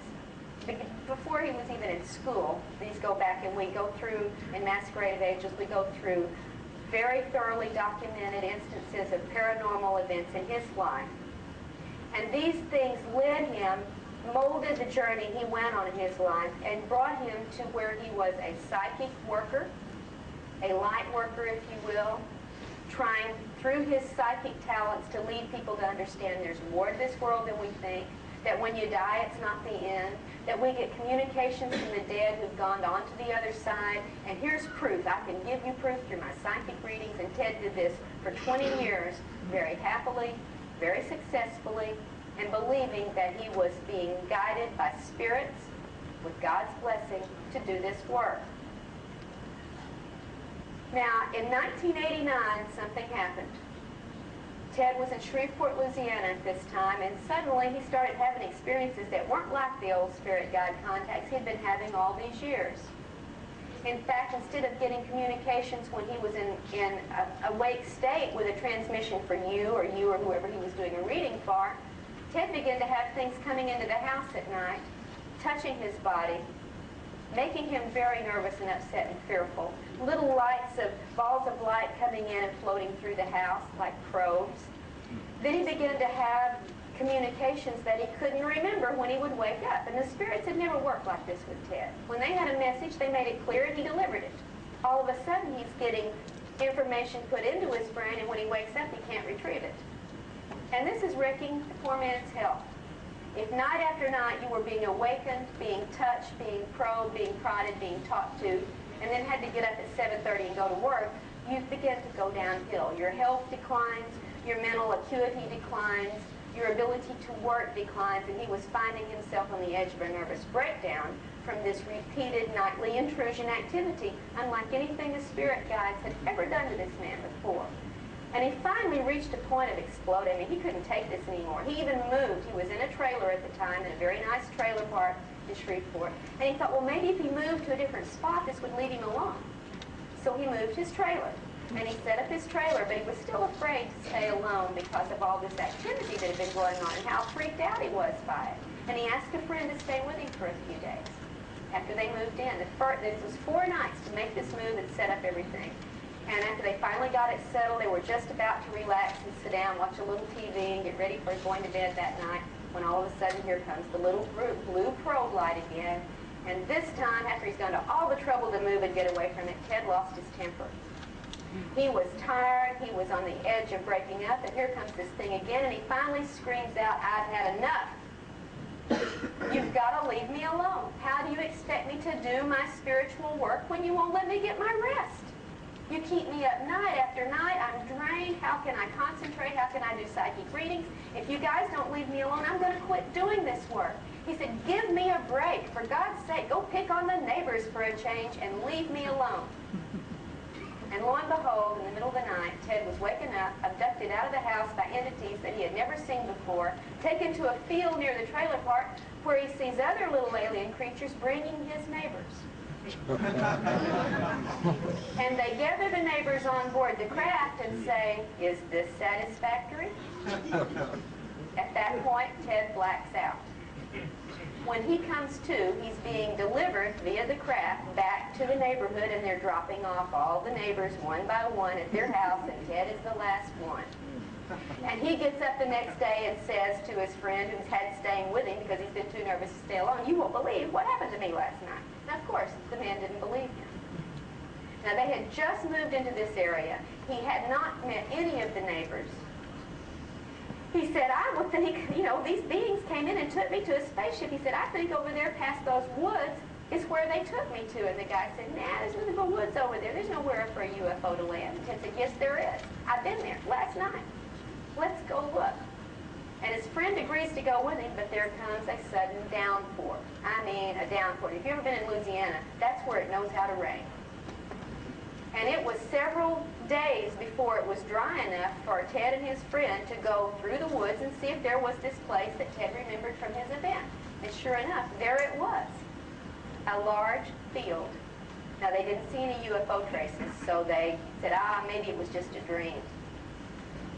That week, for sale signs began to go up all up and down Ted's street.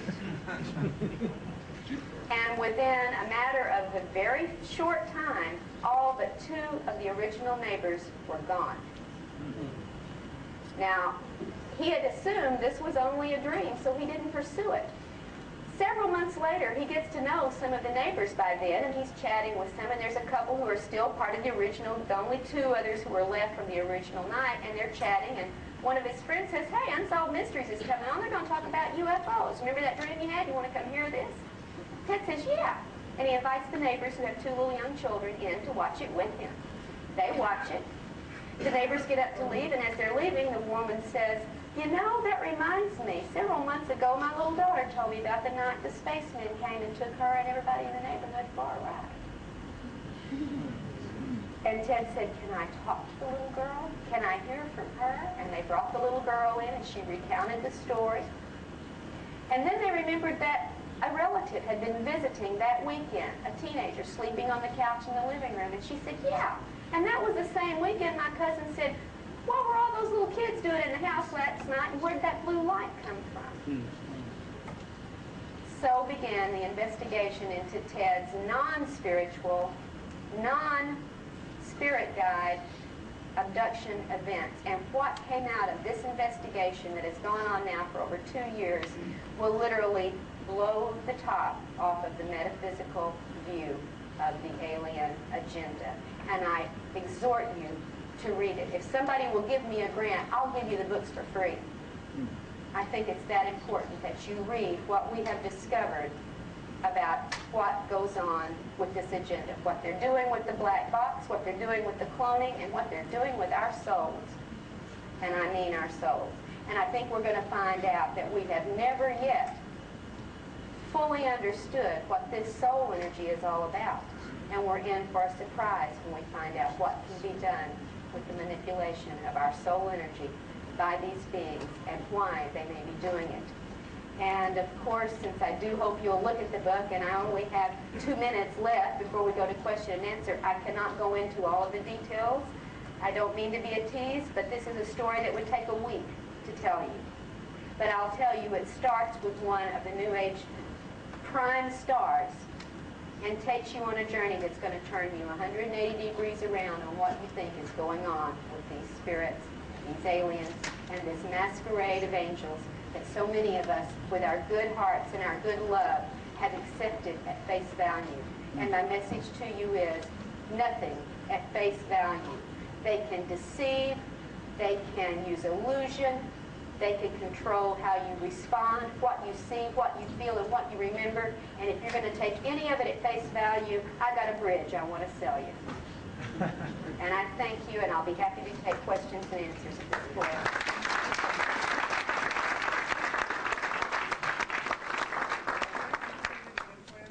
Pardon?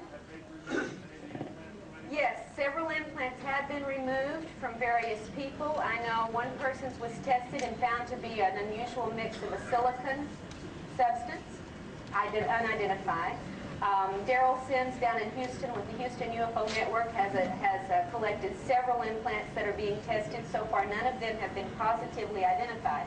What we find with a lot of these artifacts is that, yes, they get tested, and the results tell us what they're not, but they don't tell us what they are.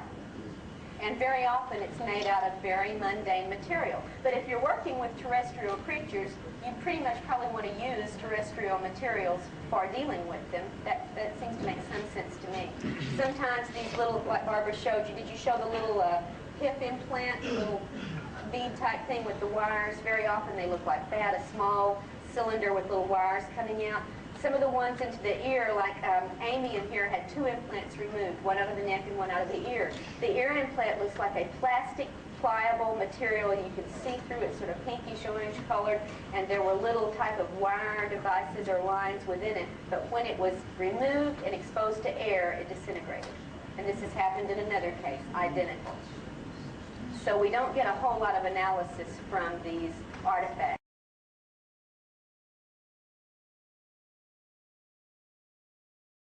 They're proved to be mundane material, or they mysteriously vanish.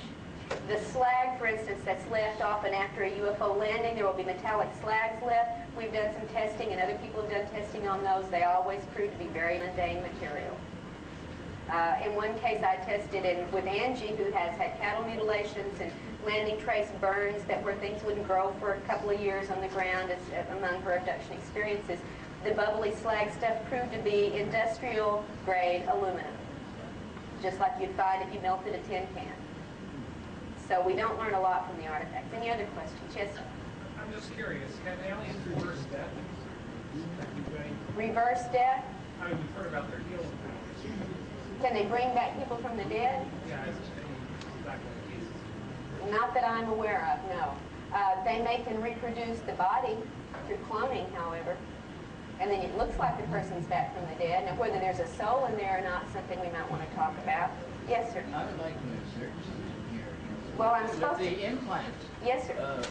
Because it's been reported to be by some of the radiologists that they're using X-ray on the implants rather than try to cut them out. Right. And it's been very successful because the X-ray explodes some of the contents of these implants. So if you can get a radiologist to cooperate with it, it's better sometimes than surgery trying to get that. Well, yeah, surgery... So I thought I would like to report that while we're on this. Right, we know of some people who have implants like so close to the optic nerve that they can't be removed without blinding the person. Sometimes in inoperable parts of the brain, they show up on an MRI or other kinds of scans, but they're in places you can't get to without killing the person. Sometimes they are removable in other parts of the body, but even when we get them out, we don't know what they do. Analysis doesn't tell us. So it's sort of a moot question at this point. What are the implants doing? Yes, ma'am. In the 50s, probably about 56, my sister and I were mesmerized by this movie. It was basically an implant. This little boy sees this bright light from the window, and it really seems to found in the whole neighborhood. Right. I think so, and but there was a lot of that was a movie that was it based on reality, or is this somebody? Well, implanting was going on before the movie, so maybe it was based on reports that are based on information that the public needed to know about in a very non-threatening way, so they put it into a fictionalized account. That's often been done with they put it in movies, they put it in advertising. Anybody remember the last few months, the stovetop stuffing commercial? Yeah.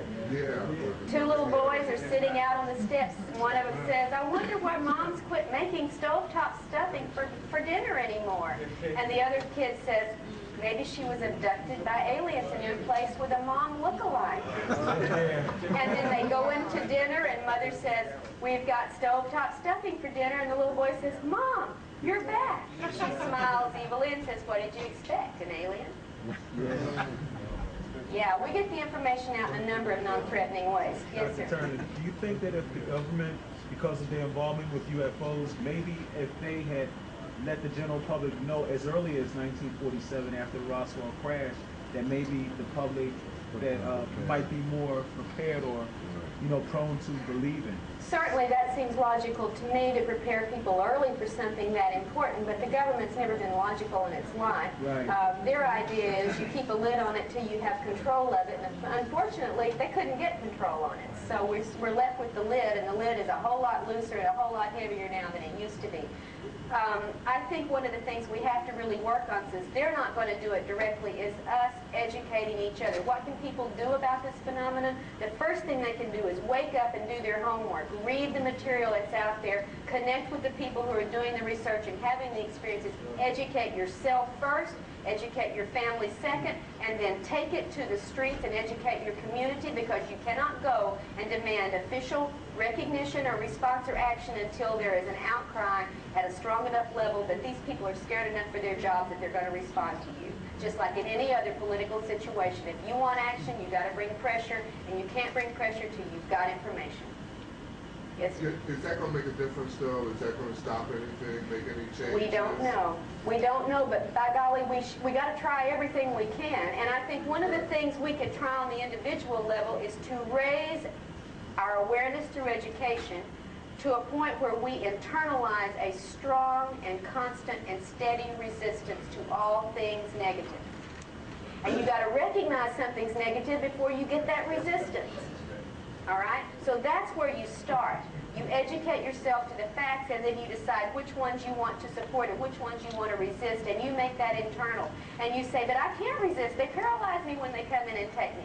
Yes, they do, but they don't paralyze your mind. And if you can work to have a constant, vigilant, resistant awareness, you can blast them. We have had people who have hurt them by imagining a bomb going off in their faces. They can't move, but they can think a bomb exploding in their faces. We also need to learn to fight in our dreams, because much of the contact they do is internal, and it happens during our dream phase. When they come in and give us virtual reality dreams, start fighting in the dream. That's where we start, is with resistance. And that's right now all we got to offer. But we need a response from our government. If we've collected in the private community this much information, my God, think of how much information the governments of this planet have collected with their equipment and their surveillance. And this, above all, is where we need to share an effort. Yes, sir? Have you noticed a pattern of compulsive disorders? Absolutely. The compulsions and obsessions reported by abductees are phenomenally common and phenomenally illogical. Yes, and this seems to be one of those after effects, as much as the sexual dysfunction or the sleep disorder or any of the rest of it. Yes, compulsions that elicit certain very strong, damaging emotions, and there is at least one group of these beings who literally harvest the emotional energy. Barbara has called them emotional vampires. I think it's a good term. And they will do what it takes to elicit that kind of emotion in your life so they can feed off of it, or they can harvest it. And one of the things we have to learn to do is recognize how they manipulate us so we don't do it. We don't want to give them that. The one emotion they do not like from us is anger directed at them. That's the one they don't want. That's the one we should give them. Yeah. Isn't it the fact that the government is working with them? Well, we get report after report of government and human, military, research, scientists, and so on working in facilities with aliens. But we don't know if they're working voluntarily or if they're under coercion. Right. We don't know because we're not let in on what the government already knows. If they're working with them and cooperating with them, why in the heck are they taking all these abductees and asking us what we know about it? Right. You don't have to ask what your allies are doing. They're your allies. So we don't know what that's... I'm just telling you what people report. And the number one thing you've got to always remember is that abductees report alien-controlled information because our perceptions are under control. We've got to not take it at face value. There are ways, through hypnosis and through other methods, where you can probe under these screens, under these illusions. But it's not easy, and it takes a lot of work, and it takes some expertise. So we don't know if they're under coercion to do it, if it's voluntary, but yes, it is reported very frequently. Yes, sir. I was wondering, are there many instances where abductees actually don't know whether it's abducted or not, but have had dreams?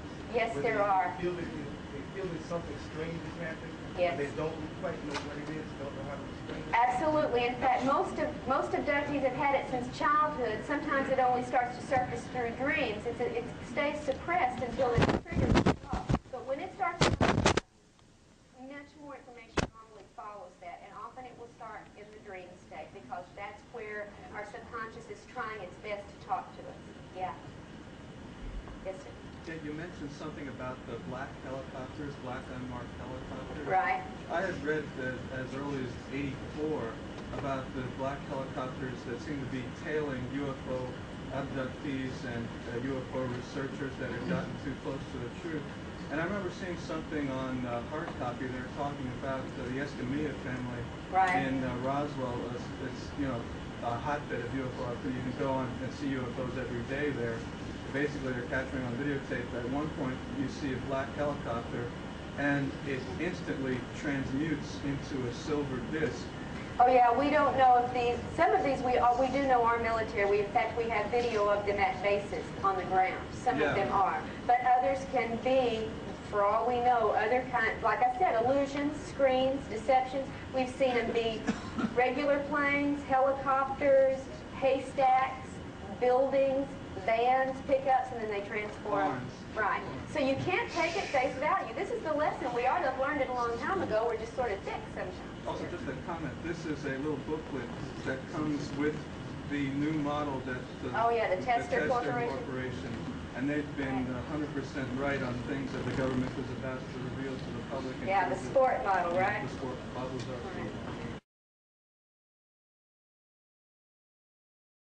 There was a lady over here. Yes, ma'am. Yeah, in regards to harvesting emotion, I'm a meditator and I often have the Kundalini experience and the experience of transcendence, which I thought was wonderful. It feels great. Yeah. But I wonder also if maybe that isn't manipulation. I thought maybe it was like preparing a light body.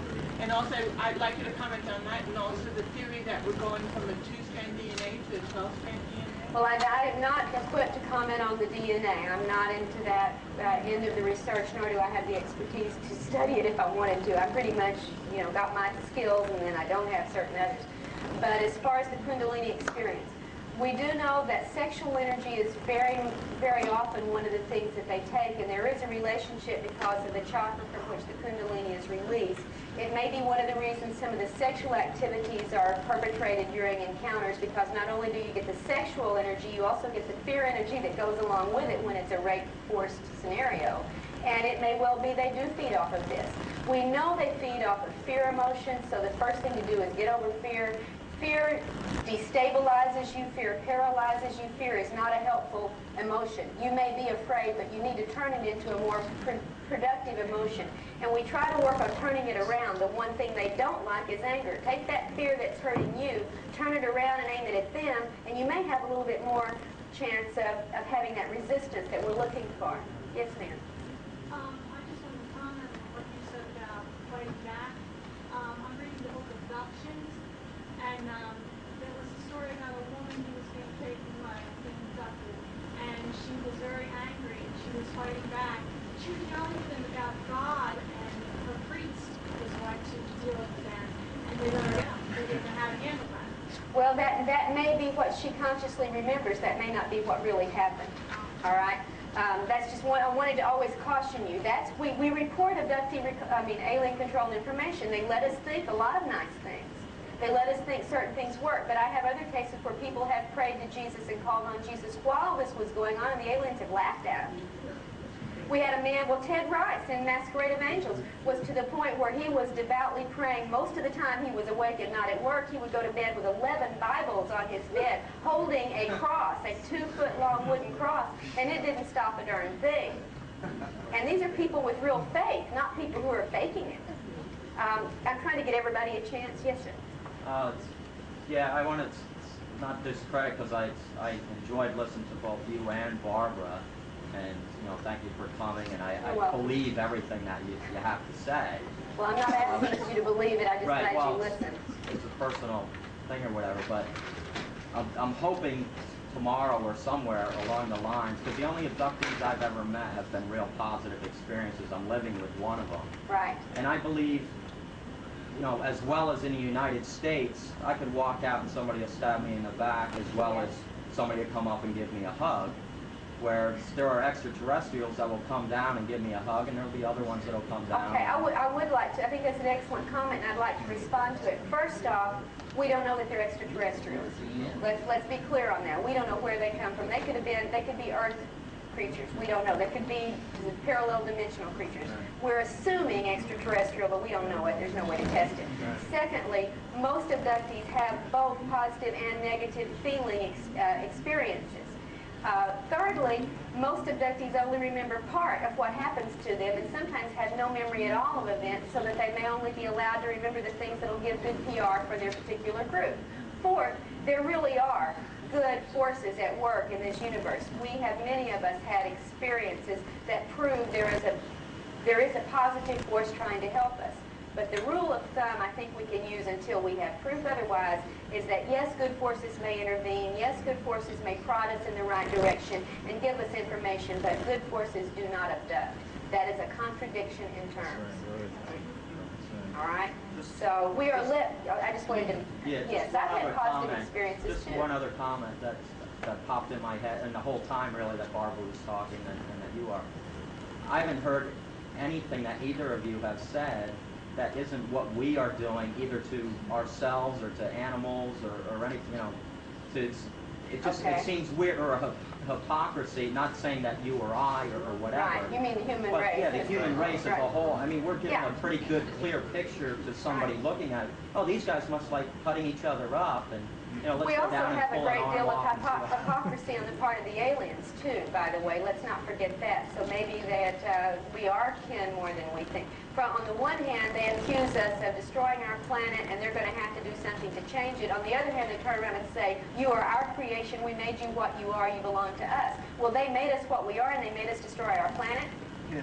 I mean, you got to have some logic when you start listening to what they're saying, because they're very contradictory in their communications. And they're here to save our planet. Well, they've been down here working en masse, very furiously, at least since the 40s, probably since the turn of the century, if not hundreds of years before. And they've been promising for the last 15 years that we're all elevating, we're going to this next level, and they're here to make the world a better place. And have you noticed the world getting to be a better place?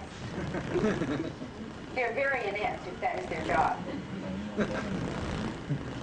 And they seem to be very stupid if they have to do the same kind of experiments that they are claiming are merely experiments over and over and over again. Somebody, I think it was Daryl Sims, estimated that the average IQ based on the performance of at least the ones that come in and do most of the work ranges around 87. And that's on a good day. And by the way, those little gray things that come in and do the work with you may not be extraterrestrial at all. We have evidence from several abductee reports that that is what they're doing with the sperm and ova that they're taking. They're not hybridizing their race. They're not hybridizing our race. They're making their version of the robotic android machine, and that's why those little things look so darn fetal and why they are programmed. They're like dedicated android or robotic computers made out of us.